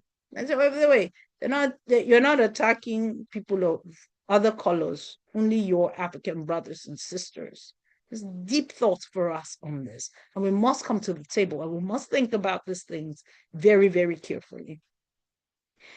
Now, there are also countries who depend on visas as a form or as a source of revenue. When you block people coming in to trade in your country, to buy things, to sell things, to live, and when you live in a country, look, you spend money. You also then bar other forms of taxations that where you can make resources from, where you can make money from. The more people that are working, the more people that are within your borders buying things, the more money you have. And I've always wondered. So, for example, I remember the first time I was in Australia, I wondered to myself, I said, how come, the streets everywhere look so prosperous? It's the taxes. The taxes, why? Because when the people prosper, the government intentionally ensures that the people who live in the country, the people who migrate into the country, prosper. Why? Because then the taxes can be used to build the state. The more of that you have, the better. So fiscal dependence on visas. How much do you make from visas? The highest visa in Africa is $250, which is ridiculous in the first place. But then you're not making a lot from that enough to sustain your country. There's, of course, also xenophobia, self-hate. They have told you that our skin is so bad that we hate our own self. And also our mismatched legal framework, and which Dr. Elvis was talking about, and I hope he gets a chance to finish, also impact domestication. Now, and because we like exotic things, we will rather embrace China's road and rail infrastructure. They are building the Silk Road, they're building rails all the way to Africa, building rails connecting within Africa in their own language, that we are, and we'll welcome it. We'll welcome foreign investment as long as it's not from Africa. We welcome foreign investment to our own continent, but not the prosperity of our own people. How much self-hate can we have? And I'm not going to dwell on China. I'm going to go back to civil society. We will remain constrained without access for cooperation, and these are the things we should fight for. And I've taken a lot of time, and I'll just go to my recommendations. Civil society leadership is required. It took civil society to fight and end colonialism on our continent. We need to step to the plate again. These other relics of colonialism, our borders, the visas, they need to go, and we need to ensure they go. One of the quick ways in which we can is ensuring that we have data. Data is key to winning. We need to draw roadmaps for how to end this backlog of and the walls, how to tear down our own Berlin walls within our own continent and organize around it. help everyday people understand why it is important for us to be able to interact as one Africa, as a united Africa, and help us to see the vision of the Africa of our dreams, the Africa that we want, to make 2063 still visible. We need to organize around it. Aka, this is a call to you to organize around this. And we need to push for greater engagement within the AU about these issues. We need to ensure that we push our countries. Every single one of us goes back and begins to draw a map how to push our countries for the AU Free Movement Protocol, not only to be signed, but also to be ratified, and also begin to push for a single Africa air transportation system integration of rail and road, and also internal advocacy for free borders. We need to reject xenophobia. The only reason that I will speak on a platform that has the University of Pretoria is that University of Pretoria has over time spoken against xenophobia. It's pointed out the human rights implications of xenophobia and how it doesn't serve South Africa, and has condemned it. But so many businesses, South African businesses, are still going on and are not speaking against the very thing that will eventually ruin them, because after a while, African countries are going to say, you can't do business within our borders. We must all fight xenophobia, reject it in every way that we can. One of the things we've been able to do in Nigeria this week, for example, is get the VUCA group that organizes the African Mining Week and comes to Nigeria to do the same. Is to write a statement, is to issue a press statement categorically saying that they reject, they renounce the xenophobic attacks that's going on in South Africa. Those little milestones are critical. They're so, so important.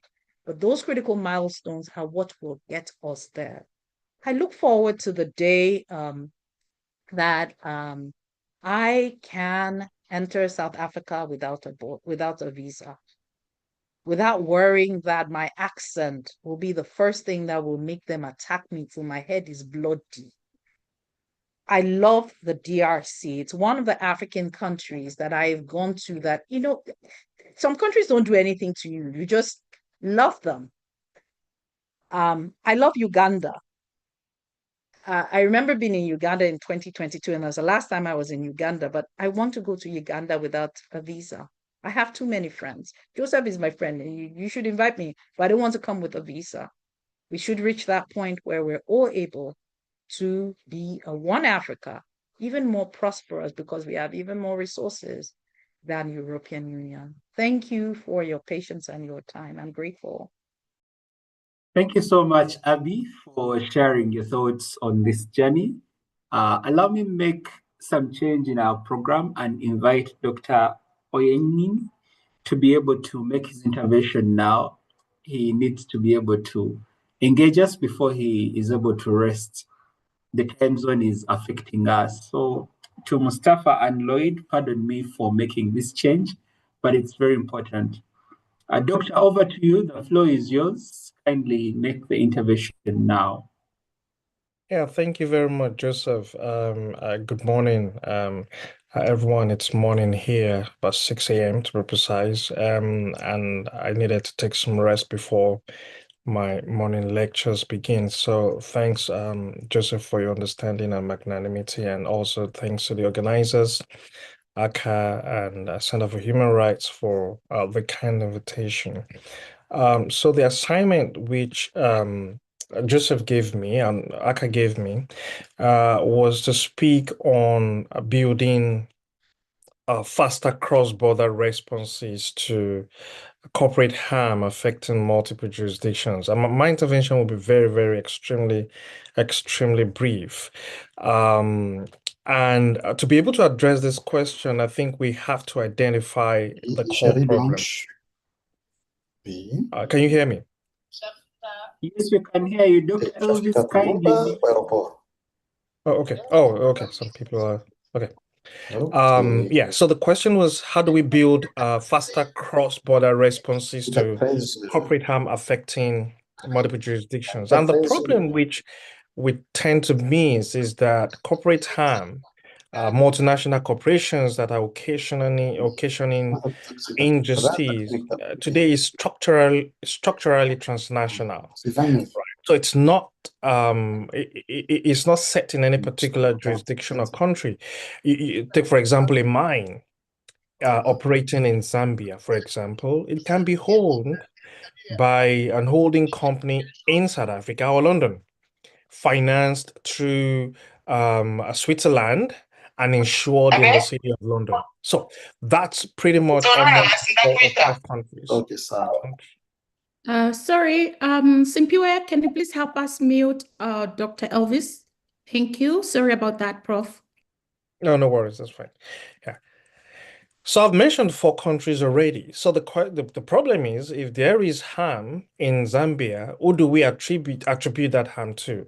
The community, for example, the local community in Zambia, they have no realistic way to follow the chain, right? Where is the headquarters operated? Where is the financing coming from? Which local government is responsible? So civil society's response, right, by contrast, is organized nationally and it moves sequentially. They have to discover the harm. We have to find a domestic lawyer. We have to gather evidence. We have to file a case. And only much later, if ever, we look across the border, right, to see whether justice can be obtained. That sequencing, that chain is a problem which we face currently in Africa, right? Faster doesn't mean litigating faster once a case is filed. It means, collapsing the time between when the harm occurred and a coordinated cross-border response is activated. A classic example, I made reference to Zambia, and there's a reason why I did so. A classic example, a concrete example.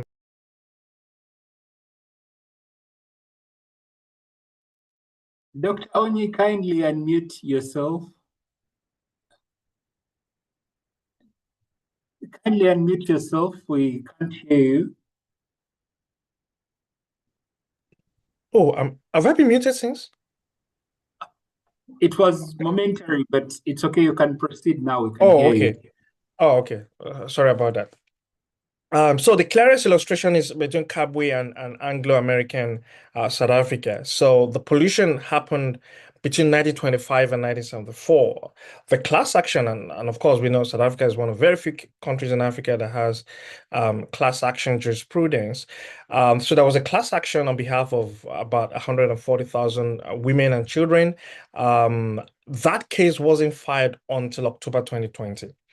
Now, the harm occurred in 1925, between 1925 and 1974. A case was brought in 2020, almost 4 or 5 decades later, nearly half a century after the company had left, right? It was thrown out. Those who are familiar with the case know that the case was thrown out on certification in 2023.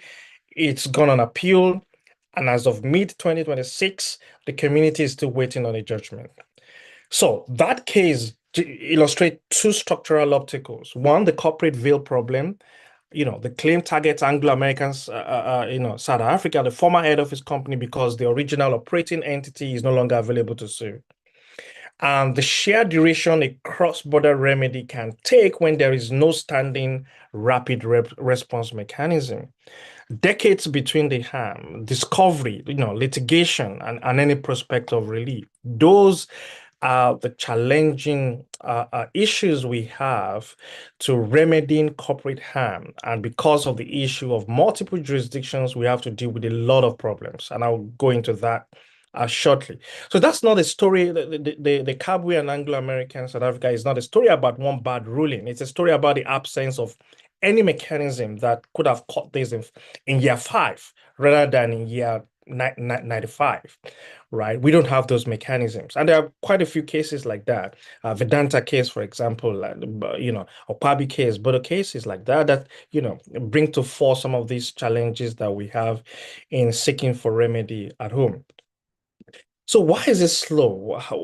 Since we've identified the problem, what's the diagnosis? Number one is that there is no standing infrastructure, right? Every cross-border case, every transnational case currently gets built from scratch. You have to get a new legal team, new translators, new fundraising, new evidence gathering protocols, because there's no pre-existing framework or network that can be activated on day one.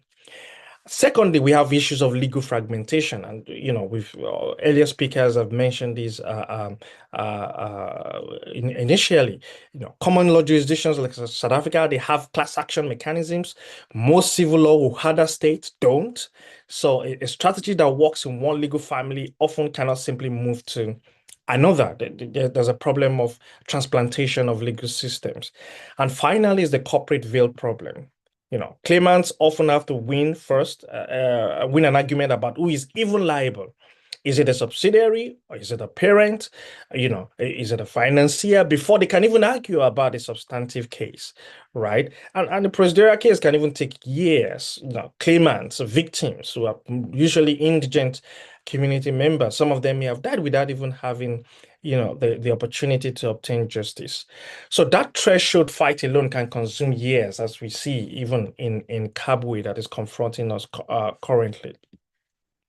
So the goal shouldn't be to eventually match what cases like Vedanta or Kwabi have achieved, all of which took years, and we still have to route it through former colonial capitals courts. It should be to beat that timeline on African terms through African fora.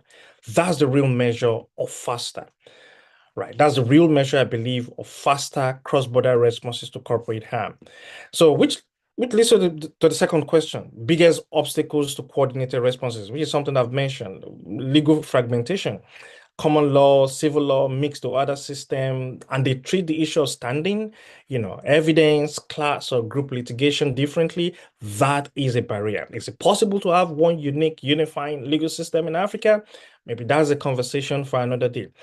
Secondly, we have the issue of corporate structure and the veil, right? The issue of limited liability, separate legal personality is something which lawyers, especially lawyers representing multinational corporations, they try to consume so much time on. Also, we have the question of jurisdictional and mobility barriers. The AU's protocol on free movement of persons, which is designed to fix exactly these. The issue of ratification is questionable, right? So, and I think one of the earlier speakers says it's even cheaper and faster to fly to Europe than to neighboring African country. Right? You have issues of visa costs, processing time, slow down, co-counsel investigators and witnesses trying to travel to join fact-finding missions. So how do we obtain justice when lawyers even in South Africa, or when lawyers in Kenya cannot fly to Arusha to prosecute cases because of visa delays, for example? Right. So it is mobility barrier is quite hampering the issue of seeking justice against a corporate harm, and tied along that is the issue of funding, weak mandatory due diligence laws. We very few countries in Africa have due diligence laws, unlike the EU's corporate sustainability due diligence directive. Most African jurisdictions have no domestic law compelling companies to either identify, disclose, or prevent human rights and environmental risk in their operations or supply chains. So this lack of legal awareness, removes an early warning layer that could catch harm before it escalates.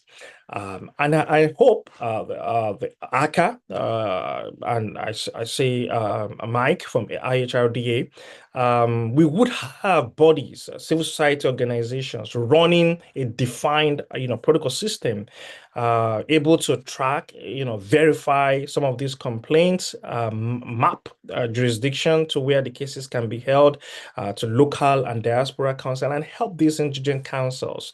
Because it's one thing to know that the law exists, it's another thing to actually enforce the law. And we need the activities and the impact of civil society organizations to help in achieving this reality.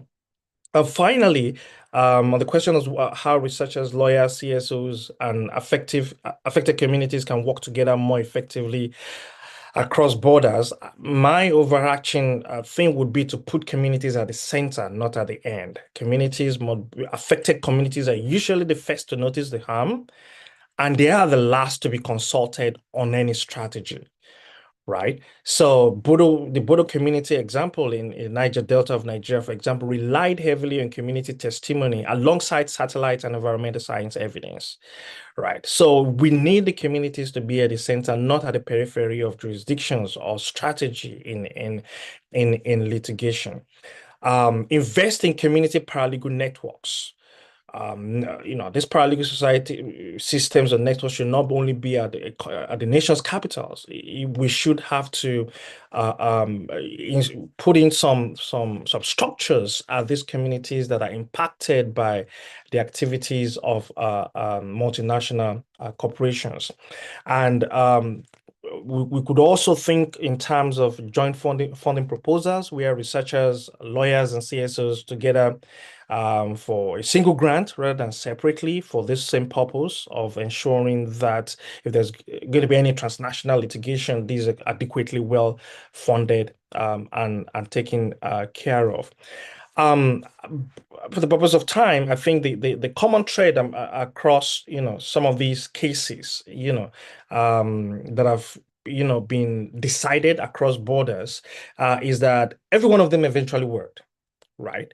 Maybe in Kabwe, we've not seen the result, or Pabi, the claimants, the victims won procedurally. But they won only after years and decades of the abuse, and only often after routing through a former colonial capital. So I think the question for us is not whether African civil society can eventually match that outcome domestically, but whether it can beat it. I believe we have strong judicial systems in Africa. What is remaining is how do we utilize it? I've interacted with the registrar of the African Court in Arusha for quite some time. And the question, because there's been a lack of jurisprudence on multinational corporations being sued before the African Court. And his response was that, well, there's no jurisprudence because cases have not been brought before the court. So the idea that corporations are not subjects of international law, so they have the courts don't have jurisdiction over them. It's not something that I think civil societies especially should toy around. We should be able to test the limits of the law. We should be able to try it out and allow the courts themselves to make a decision as to whether this is something they can adjudicate or not. At least we'll have a jurisprudence to run with and build upon that and hopefully find a solution around how to make multinational corporations accountable for their crime. Thank you very much, Joseph. That's just my very brief intervention, and all the very best in the discussions. Thank you so much. Thank you so much for your interventions and also being patient with us given the time zone difference. I will now invite Lloyd. Lloyd is a consultant for the United Nations Office for the High Commissioner for Human Rights at the Regional Office for Southern Africa. And he's going to come in and share with us a question similar to what Abby was handling, how the visa restrictions and transport systems undermine regional solidarity. And then we will be able to take hands. I see a hand is up already. But let's first listen in to Lloyd, and then we have a plenary discussion. Oh, Mustafa is back. Okay. Lloyd, are you ready to have your intervention? I see your camera is on. I am ready, but I don't know what was the arrangement with Mustafa.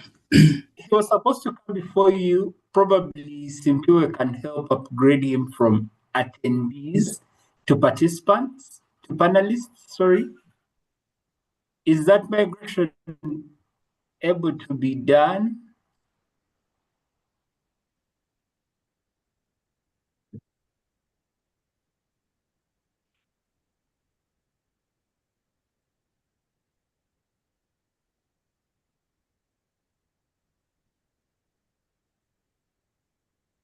Are we able to migrate Mustafa from the attendees to a panelist so as to have his intervention?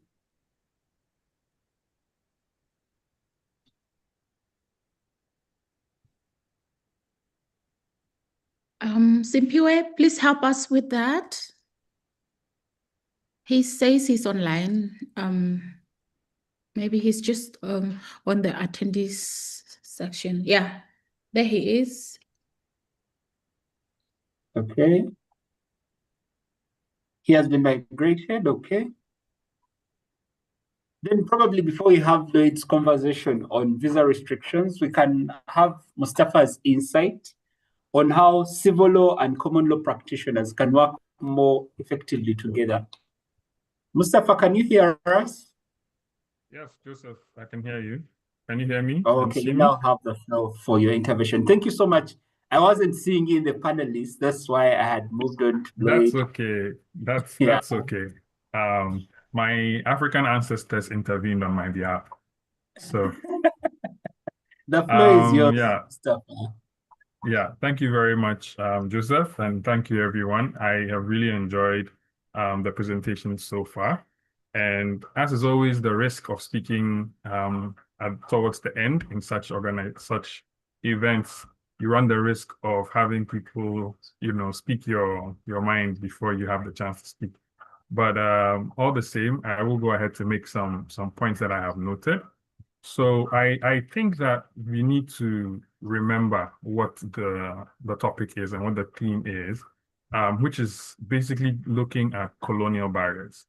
Now, my previous speakers have all mentioned very, very relevant points about colonial barriers, but I think that I want to stress on one of them in particular, which has to do with the psychological and the mental aspect of it.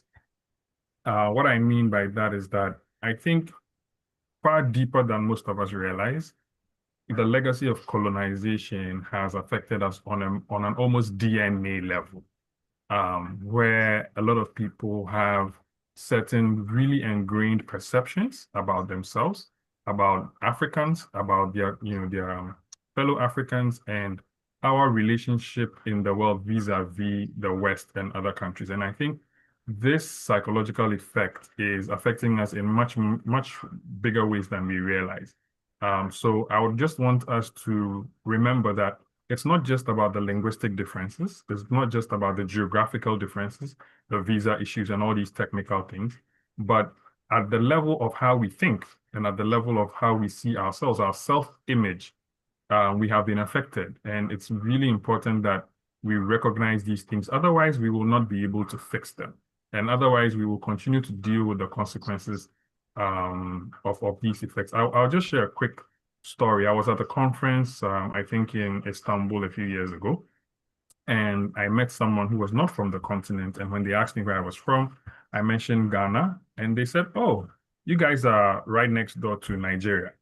And I said, "No, actually, we have two countries between Ghana and Nigeria. That's Togo and Benin."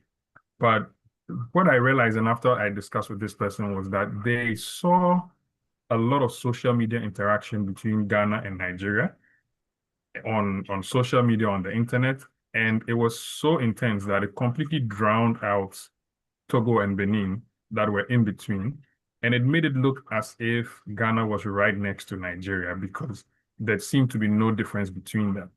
Now, that's just an illustration to show that the effect of a linguistic barrier between, French-speaking Togo and Benin has created a situation in which they almost disappear within the discourse between Ghana and Nigeria. They just skip over two whole countries and move straight to Nigeria because that's the country that they share a common language, a common colonial history and all that stuff. So these are just examples of what some of these things can do to us. And at that point, we begin to see Nigerians as closer cousins, if you like, than our actual direct, neighbors who are right next across the border from us. So I think that that's one of the places that we need to definitely start from. The second thing that I would want to talk about is our education system, especially for lawyers. Usually once you go into, law school, you're taught according to the system that your country, belongs to. If it's civil law, if it's common law, common law. I think that one thing that we could do would be to begin to evolve these educational systems, to begin to find a kind of common or middle ground where we will teach some aspects of the civil law systems to the common law students and vice versa. That would help at least bring some degree of understanding and acceptance. and allow us to be able to integrate a bit better. So I'll give an example.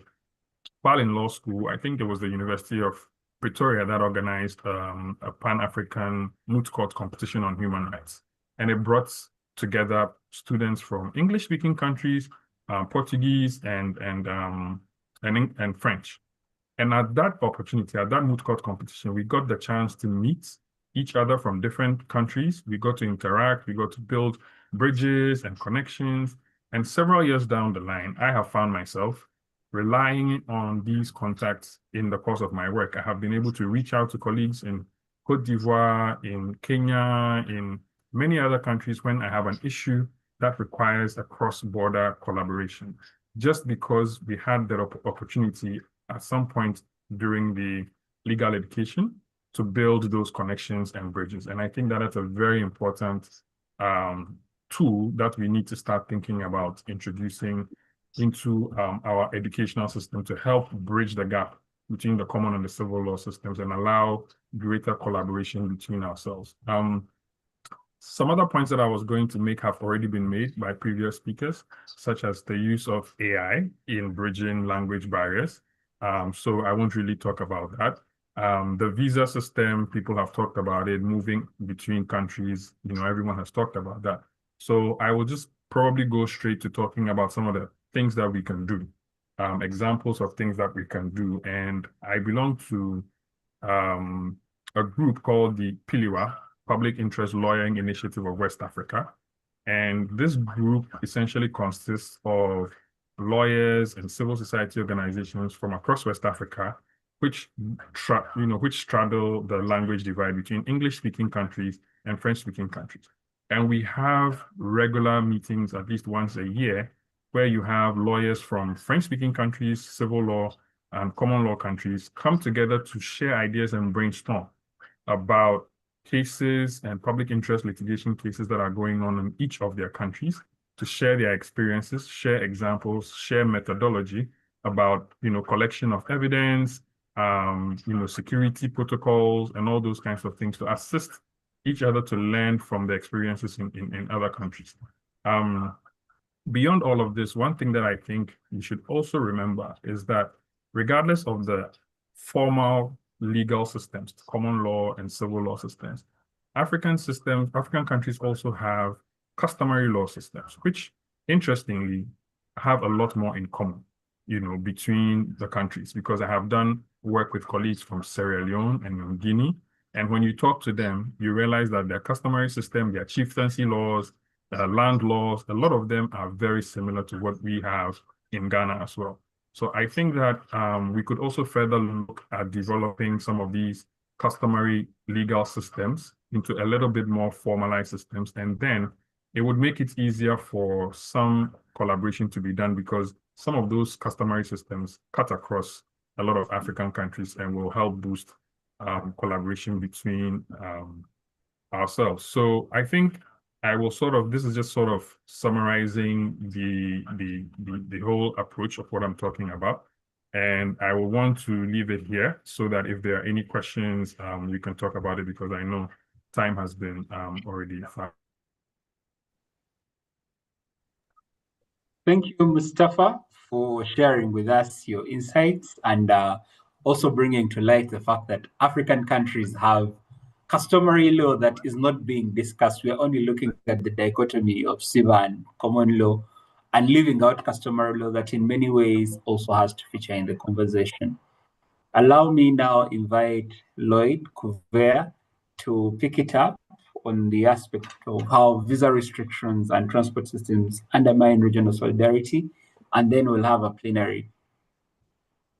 Over to you, Lloyd. Thank you very much, Joseph, and thank you for the invitation. When I was listening to Elvis and AB, I was like, what's the point now, Joseph, for me to intervene? They did an excellent diagnosis of the challenges and how we can overcome some of these challenges. So what I'm going to do here is just to talk through, maybe to emphasize on some of the things that they've raised, main points of emphasis, and a couple of recommendations really going forward. I would like to first of all by just agreeing with colleagues who have spoken already that before colonization, Africa was not divided by the rigid national borders that define the continent today.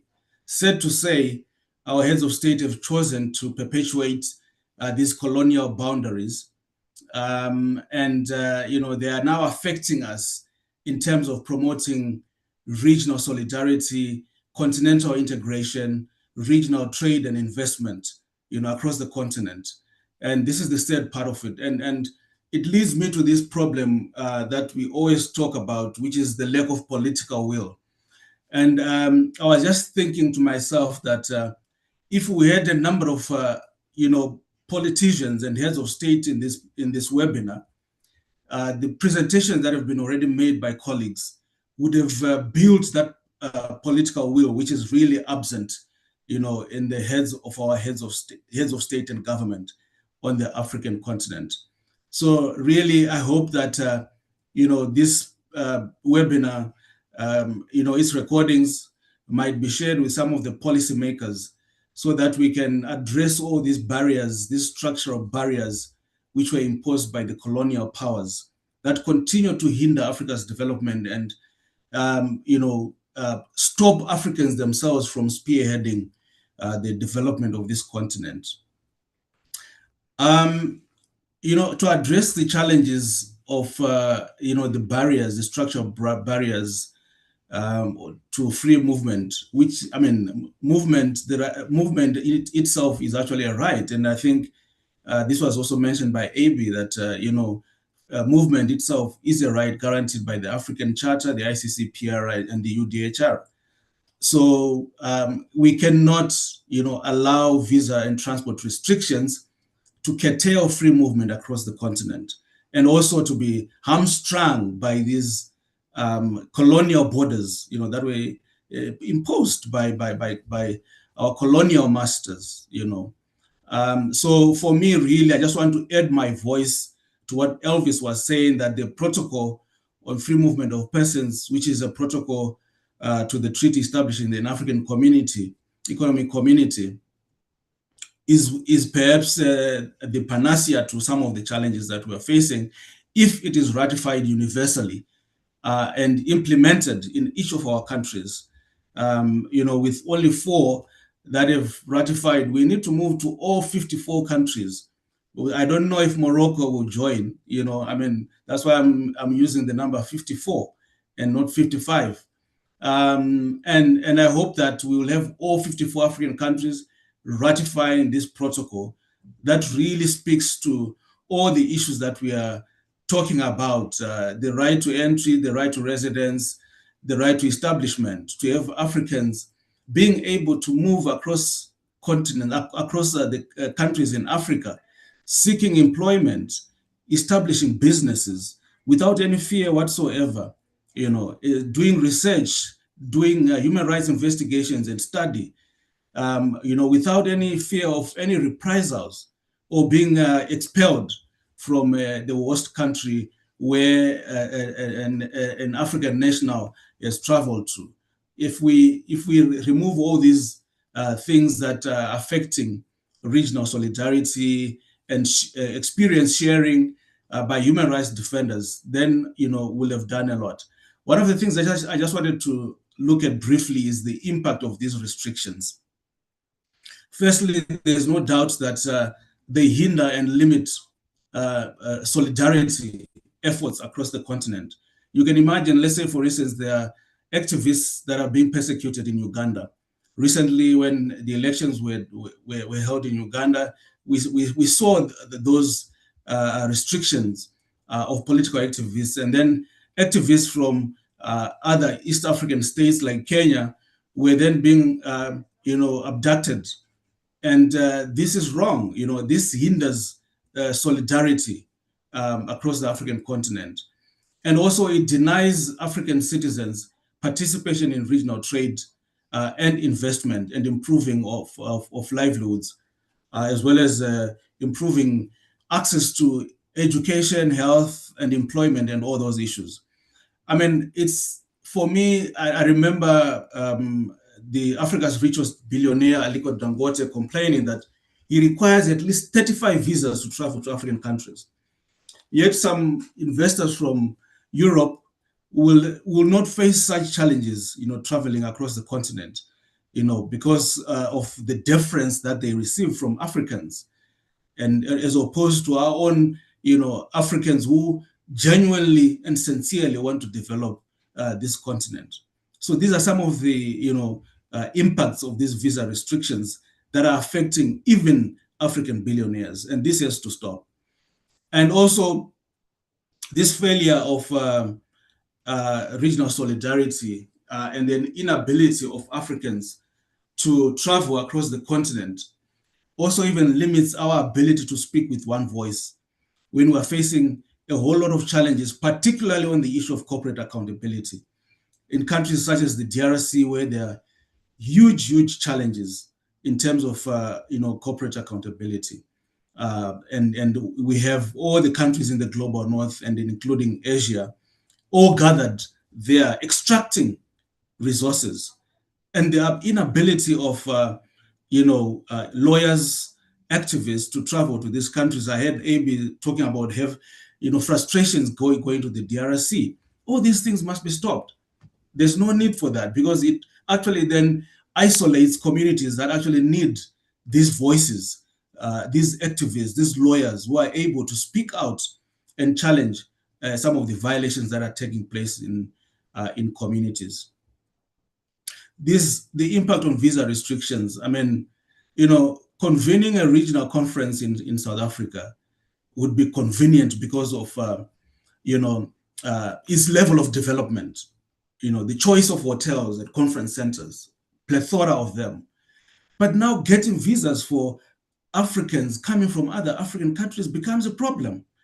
And this is why you find that people end up opting to have conferences perhaps in Kenya, in Rwanda, because it's much easier to then secure visas, and perhaps also in Uganda to secure visas for activists who want to attend these conferences to share experiences on human rights, on corporate accountability, and strengthen each other and be able to speak with one voice. And even when you're going to Angola, for instance, it's so costly. To get a visa to Angola it's just unbelievable. So all these visa restrictions impact on the ability of human rights defenders to work together. Also, even the inability to attend conferences, where you have visa restrictions at the border. In Zimbabwe, there are some people who have been denied entry. And sometimes when they enter and then they start conducting, maybe they are making a presentation on capacity building around any human rights issue, they might be asked, do you have a visa to actually, do what you are doing? Because what you are doing here, presenting a paper, you are actually working in Zimbabwe. Do you have a visa? Rigid visa restrictions that then impact on human rights work for human rights defenders. This really has to stop.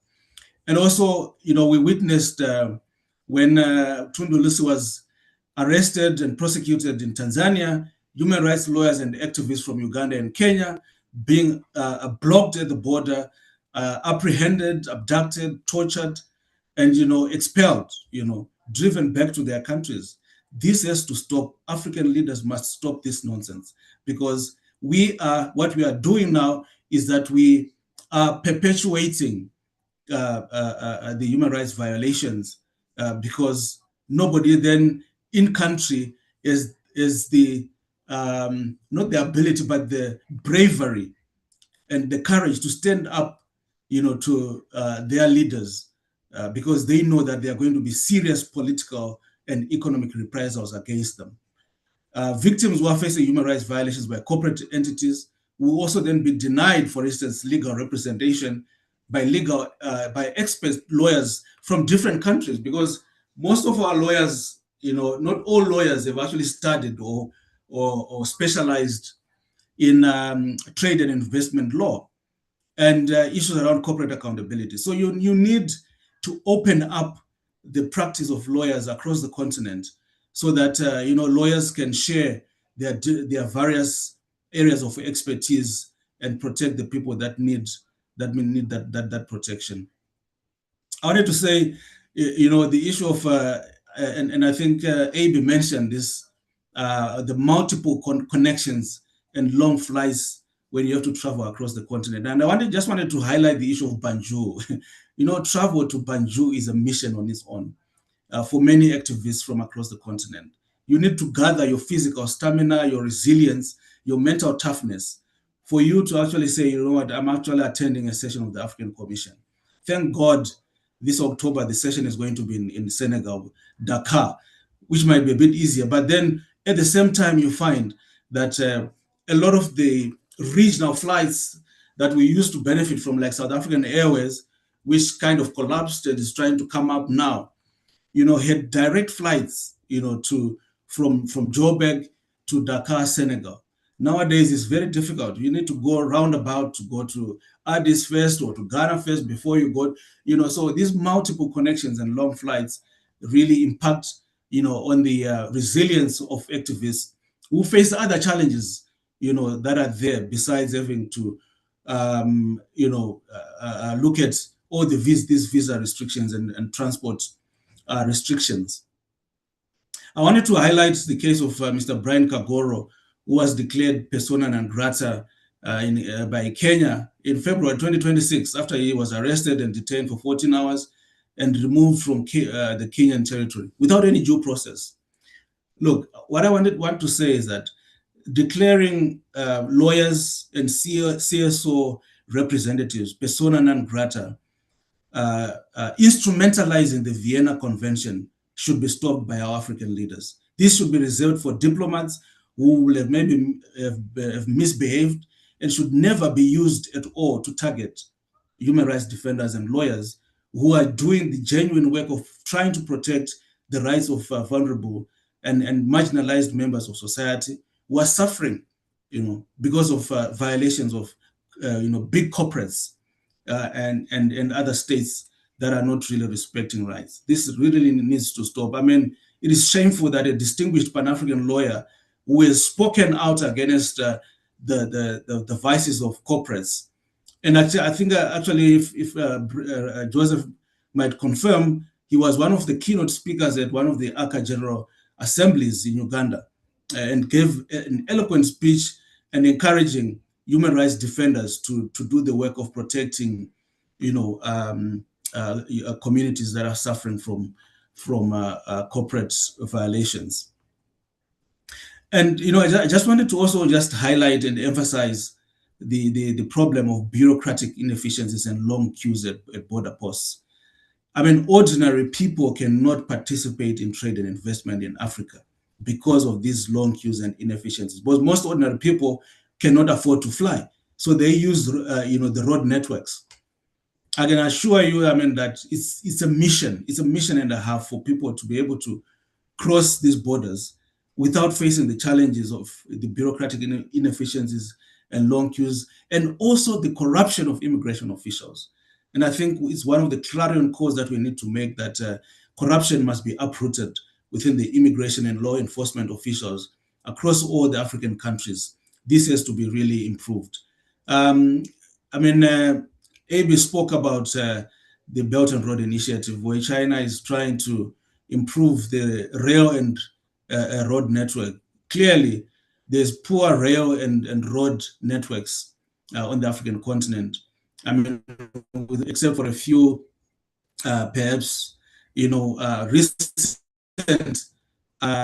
improvements. For instance, the Lobito corridor, which is also being funded by the United States and the G7 nations in partnership with the Development Bank of Southern Africa, as well as the Abidjan-Lagos network. I was quite impressed by it when we attended the African Moot in Ghana 2 years ago. And we could see that network, which really covers, Cote d'Ivoire, Ghana, Togo, Benin, and Nigeria. But it also then needs to be broadened. And I think we need to call upon our development banks to assist in broadening and increasing such road and rail networks across the continent to improve the movement of people, across borders. Now, I just want to now end by looking at any proposed reforms to facilitate collaboration by lawyers, by CSOs. First of all, I mean, and I think Michael spoke to this, African countries need to remove restrictions to ensure that there's cross-border lawyering. You know, it is so difficult for an advocate, let's say from South Africa, to be able to appear in a court in Malawi or in a court in Zimbabwe, for instance, because lawyers are at different levels of development when it comes to strategic litigation. And so we need to open up the legal profession to ensure that there's facilitation of cross-border lawyering. And then the targeting and discriminatory restrictions against human rights activists and defenders really needs to stop. You know, I mean, you know, it's difficult to go into Cameroon, for instance, which is such a closed country. You know, we have incidences of activists who have been deported, you know, and stopped from entering Cameroon to do human rights work. This has to stop, you know, and some of our autocratic governments must stop this practice, you know, before it is entrenched, you know, across the African continent. We need to remove, again, the visa restrictions that we are facing, you know, and because already you can see that even at the sub-regional level, we have protocols on free movement of persons, like at the SADC level, they've got the SADC protocol on the facilitation of movement of persons. Sadly, I think about 7 countries have ratified it, and it still needs, you know, 4 more countries to ratify so that it enters into force. So for me, I think the frameworks are there, the legal and policy frameworks are there. They just need to be harmonized and they need to be implemented so that, you know, we can really eventually have this reality of free movement across borders and remove unnecessary restrictions that are causing us, you know, unnecessary challenges. Because when you look at these protocols already, for instance, South Africa is trying to already implement some of them, like having 90 days when you are crossing into South Africa without a visa. But that also has its challenges because there's the issue of corruption. Sometimes when you're crossing using the road network, immigration officials demand payment. So you actually have to bribe an immigration officials to get those 90 days. You don't get them for free. And so that also inhibits, you know, mobility, you know, across the borders. The cumbersome border customs procedures must also be removed. You know, we need to simplify these regulatory frameworks. There's no need to make things so difficult because that is what actually then breeds corruption as we go forward. So with this highlights that I've made, Joseph, I would like to end there. And thank you so much for giving me the opportunity to share my thoughts. Thank you. Thank you so much, Lloyd, for ably adding on to what the earlier speakers, Elvis, Abby, and the colleagues, Michael, have made mention of, and giving it the perspective from your lived experience doing this work across the continent. We value that insight. It's now time for us to have questions. I'm trying to check in the chat if questions have come through to our participants, to our panelists. Doctor, are there any questions on your end? Yes, there's one question from Joao Luamba. He says, often spaces like this undervalue Portuguese-speaking African countries. Don't you find it difficult to focus on local languages? And then the other one is en français. I can't read it. Probably Maybe Lasan will help us there. Yes?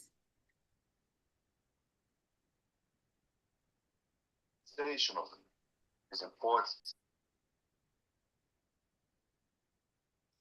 As Lasan is coming in to read the question, I see Chima Williams' hand is up. Are you able to type the question in the chat such that we read it out for the panelists? Chima Williams?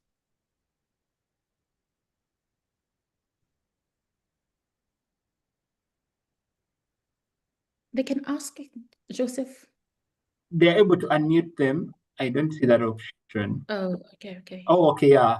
Chima? I think I'm unmuted. You're unmuted. Okay, you have the floor. Kindly ask your question and name the panelists you're directing it to, or we'll determine that. All right. Thank you, Joseph. Thank you, everybody. The panelists. For me, this is like a homecoming to ACA, which have been absent for such a long time after the foundational days. Being one of those that bettered the idea of the ACCA in the first place in the around 2010, 2011. Now, the discussions have been quite interesting to me so far.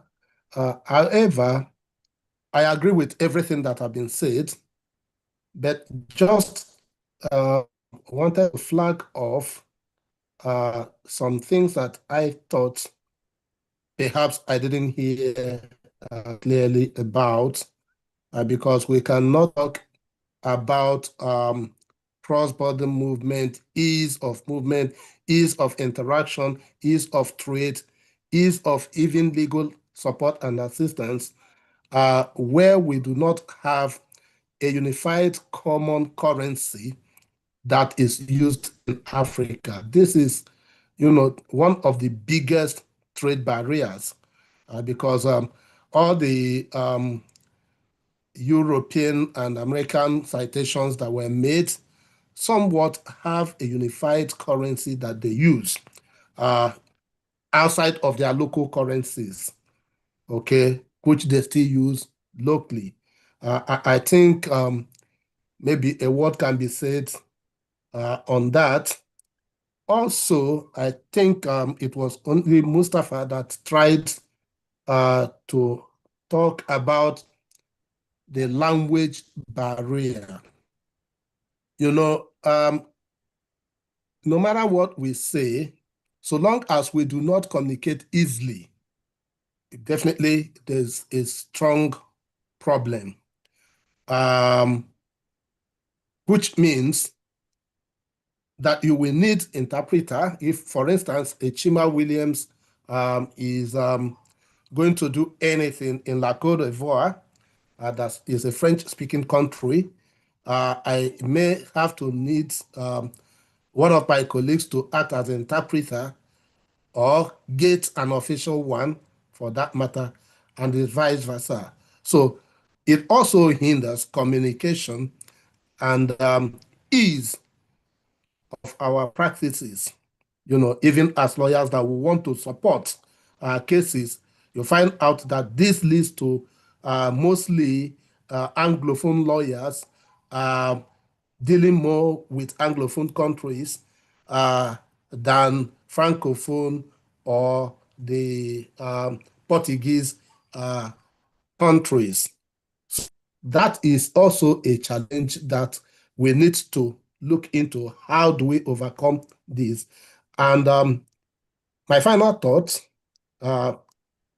since I'm not delivering another paper, is just to look at issue of even where we move from one country to the other to litigate. For instance, for our colleagues in the ECOWAS countries, cases have been brought to the ECOWAS Community Court in Abuja. And what happens after such courts makes their decisions, whether for cases arising from Nigerian communities or Ghanaian communities or Colonial communities, wherever, by the time the court gives its decision, you still need to go back to the home country judicial system, which in the first place did not provide you an avenue of enforcing those rights for you to now begin to start another phase of judicial intervention to enforce. Unlike, some other regional blocks where such procedures on its own have binding effects. Decision from the inter-American courts, on American citizens, decision from the European courts, on Europeans are enforceable, okay, depending on the issues. But here, no matter what the issue is, the challenge is after securing judgment, favorable judgment from the ECOWAS courts, which is a replica of the African courts, whatever, you still have to come back to the domestic legal regime to enforce it. So can we, as advocates for accountability and transparency, begin to look at these challenges that faces us and begin to suggest changes in those systems to ensure that, corporate accountability is not just a mantra, but is something that we can bring to happen in Africa. Thank you for the opportunity. So this question is not directed at any single person. So anybody that has an answer to it among our panelists, I'm happy to hear, if there are comments on that. Thank you, Joseph. All right. Thank you so much, Shima Williams. I see Lassan has posted a message that was in French. It says, I'm a human rights defender from Niger. There are a lot of challenges within the CSO sector in Africa. I'm a member of ACA. I guess it was information to us. I don't know if the colleague that shared the message wants to share the challenges and if they're in line with the theme of today's webinar. Our panelists to be able to respond to them.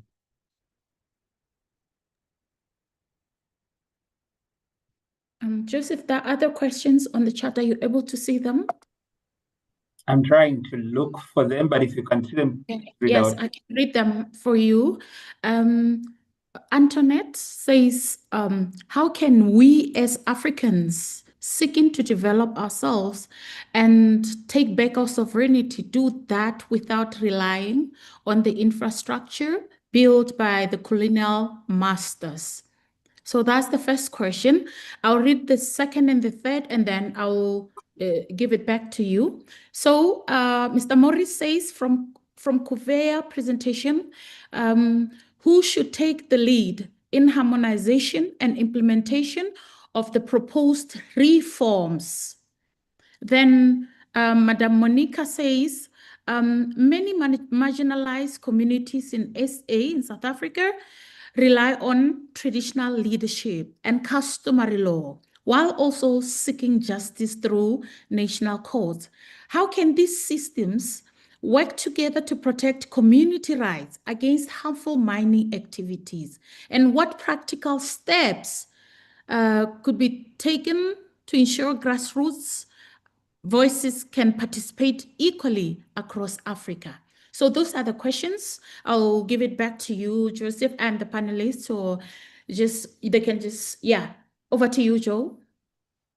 Thank you so much, Dorcas, for reading the questions. One was directed to Lloyd. From his presentation, Morris's question was directed to him. I guess he'll pick it up. And I guess the other two can be shared between Abby and Michael. I see they on the call, and also Mustafa, who made mention of the customary legal systems. Probably he could intervene in the role of traditional leadership. You'd like to calling Andrew Wisik with Rahanga, Netherlands. Hello. It's Lloyd Joseph. Could you want me to start? Yes, please. Kindly start. Then we have Mustafa. All right. Let me just quickly address the issue of harmonization and implementation. So what we have here, with the AU recognizes the role played by regional economic communities. And this is why you find that already at the ECOWAS level, they've made progress, and recently they even adopted the decision to have a common sub-regional currency. And someone mentioned currency earlier. And so the regional economic communities must take the lead in this harmonization and implementation process, because already they've got frameworks that are in place that simply need ratification and implementation. So your ECOWAS, your SADC, EAC, the Maghreb Union, and so on and so forth, they need to take that lead. And then at the level of the African Union itself, it must then work closely with all the regional economic communities to ensure that there is harmonization and implementation of the regional protocols and treaties that are supposed to facilitate free movement. And then, but then, they are not going to do it on their own. We have to build the political will as civil society. Without that, this is not going to happen. So we need to engage our leaders at the domestic level to urge them to ratify, to domesticate, and to implement these protocols that are already there. If we don't do that, then nothing's going to happen because of lack of political will that we keep talking about. And also, even the advocacy must happen at the sub-regional convenings. This month, SADC is convening, and CSOs are going to be there calling on certain things that they want to see happening. The same thing with the African Union Commission. Whenever they are holding their events there, civil society must go there and engage at the level of the continental body. That's the only way we can get things happening. Just on the language issue, I think we have to use interpretation. For instance, if the judicial officers, when they're in courts, they rely sometimes on interpretation. So interpreters are going to be very important going forward because of the colonial legacy of different languages, Portuguese, French, English, Spanish, and so on and so forth on the continent. So we need to use those to move forward. Thank you so much. Thank you so much, Lloyd. We'll now move to Mustafa. Do you have any experience to share on how the traditional leadership, customary law, can be used to protect the rights of the hosting communities, especially in the mines? Yeah, thank you very much, Joseph. I will tackle that first, and then I have a few comments maybe on the other questions. So with regards to customary law, I can share one example where with the organization that I used to work with, we had a decision in the Ghanaian courts based on Ghanaian customary law, specifically with regards to the communal rights of rural communities and the duties and obligations, fiduciary duties and obligations of the chiefs vis-a-vis the land, the communal land, and whether the chiefs were answerable to their subjects as far as the use and disposition of customary land is concerned.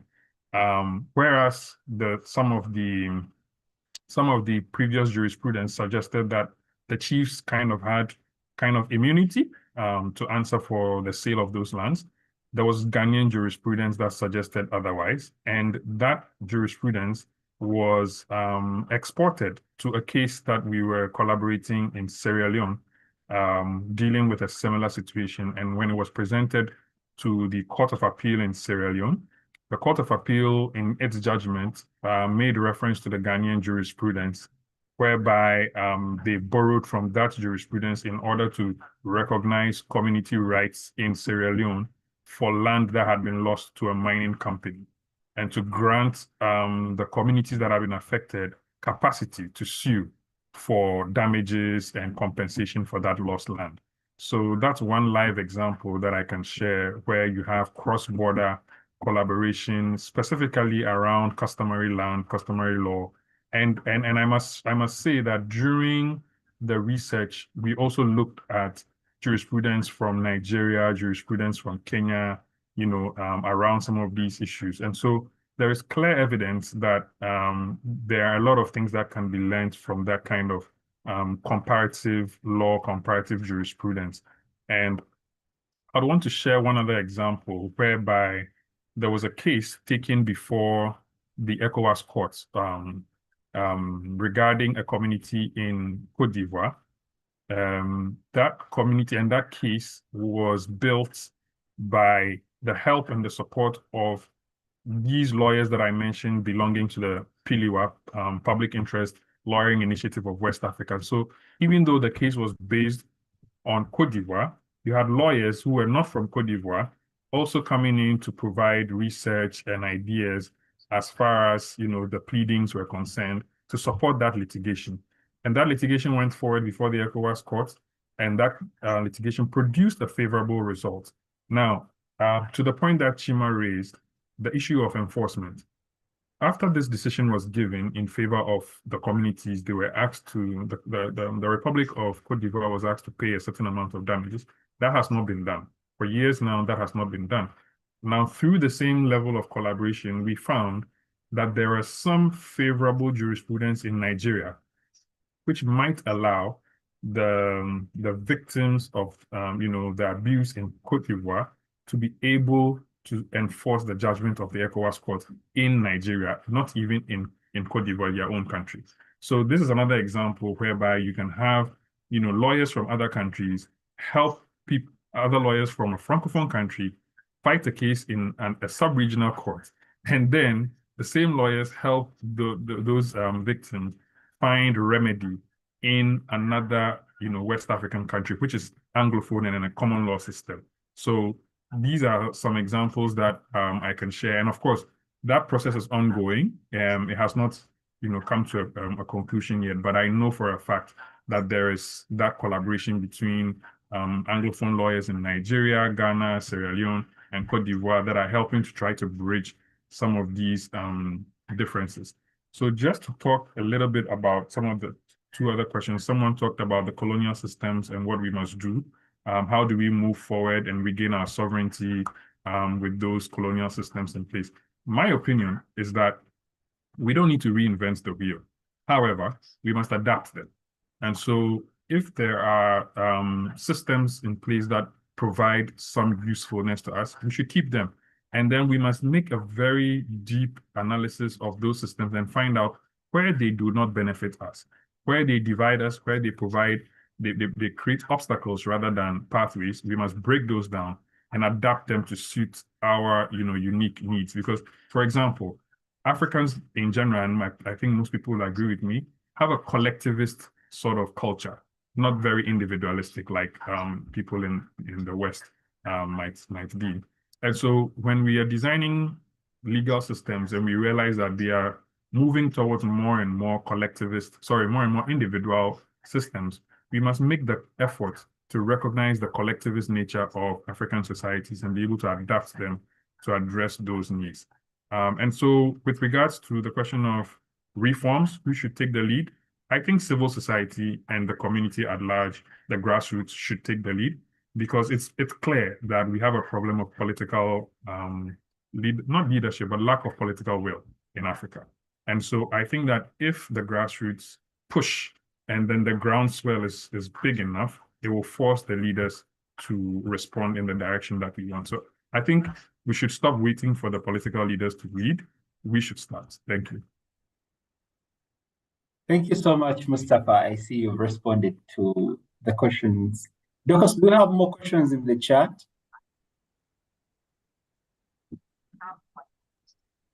Especially the community working group to organize 1,000 people on the streets. No, those were their only questions. Tomorrow we want. Okay, thank you so much, panelists and the participants on the webinar. I'm going to invite our panelists that are still online to give us parting shots. I see there is Michael, Abby, and Adi Namaran Kolibai. Kindly unmute and give us a parting shot. Thank you so much for the time. Yes, All Michael, right, you should.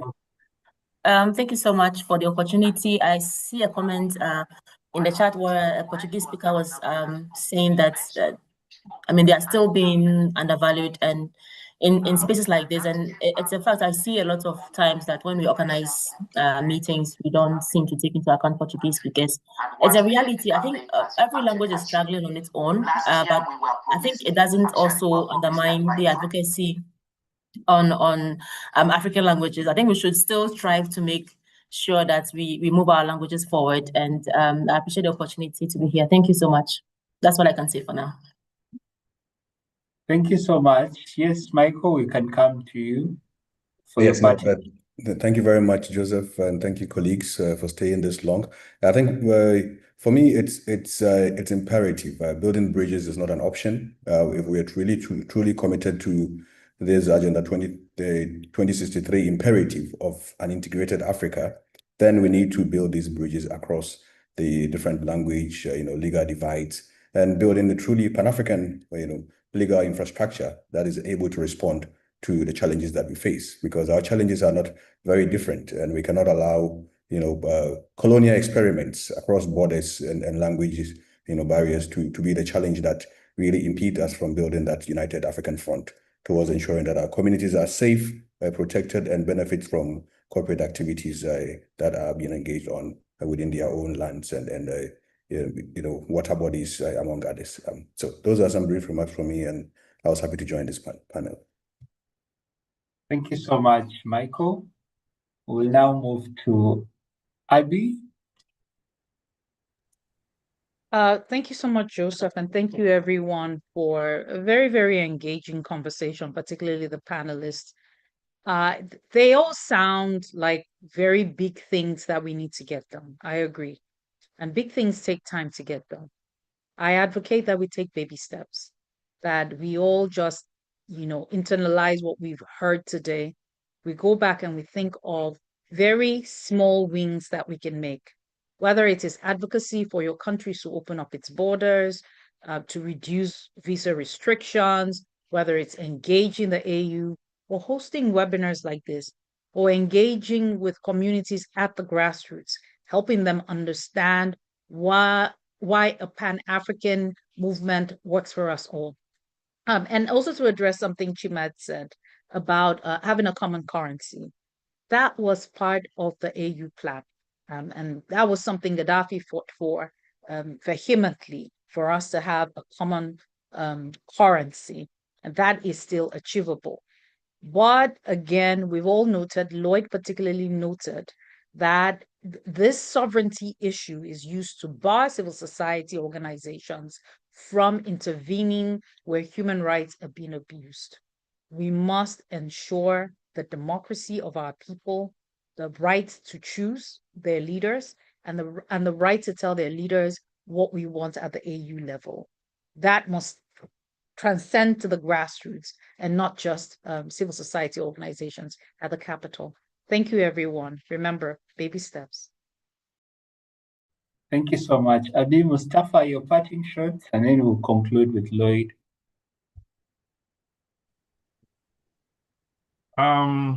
Yeah, thank you very much, Joseph. I think I will just use the opportunity to add my voice to the call for one language also for Africa. I think that at some point, we do need to work towards that.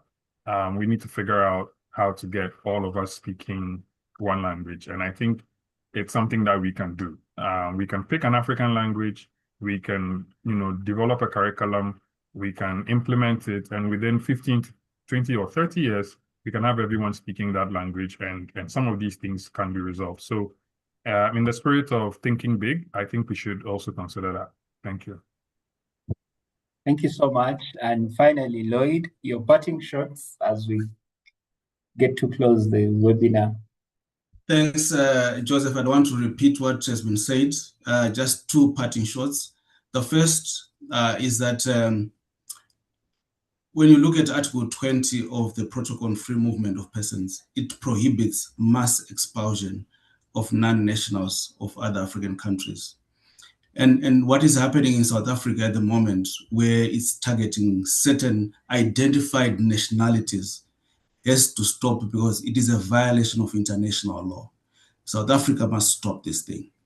Expulsions of people on any immigration problems must be individualized and must be based on each individual case, not this blanket approach. And also, my other parting shot, Joseph, is regarding what we are seeing in academic institutions, what I want to call academic xenophobia. We recently had Professor Murungi being appointed as the first Black female director at the Center for Human Rights. And we've already started seeing some people saying this woman should not have been appointed. She's not qualified. There are other South this is nonsense. This has to stop, and it has to be condemned. And I think AB raised it, this issue of xenophobia. So academic xenophobia has to stop, because universities are institutions of internationalization and universalization. So South Africa needs to accept the fact that we need to have academics from all over the African continent being allowed to work in South Africa, and also other professionals like lawyers, human rights lawyers, who are providing their expertise in South Africa. So this xenophobia really is going to affect South Africa, but it's also going to affect us as a continent in terms of just taking us backwards on the progress that we're beginning to see, especially in terms of African solidarity. Thank you so much, my brother. Thank you so much. There was no better way to conclude this discussion of breaking the barriers than to have your parting shot. Dorcas, do you have any message before we can call it a good evening?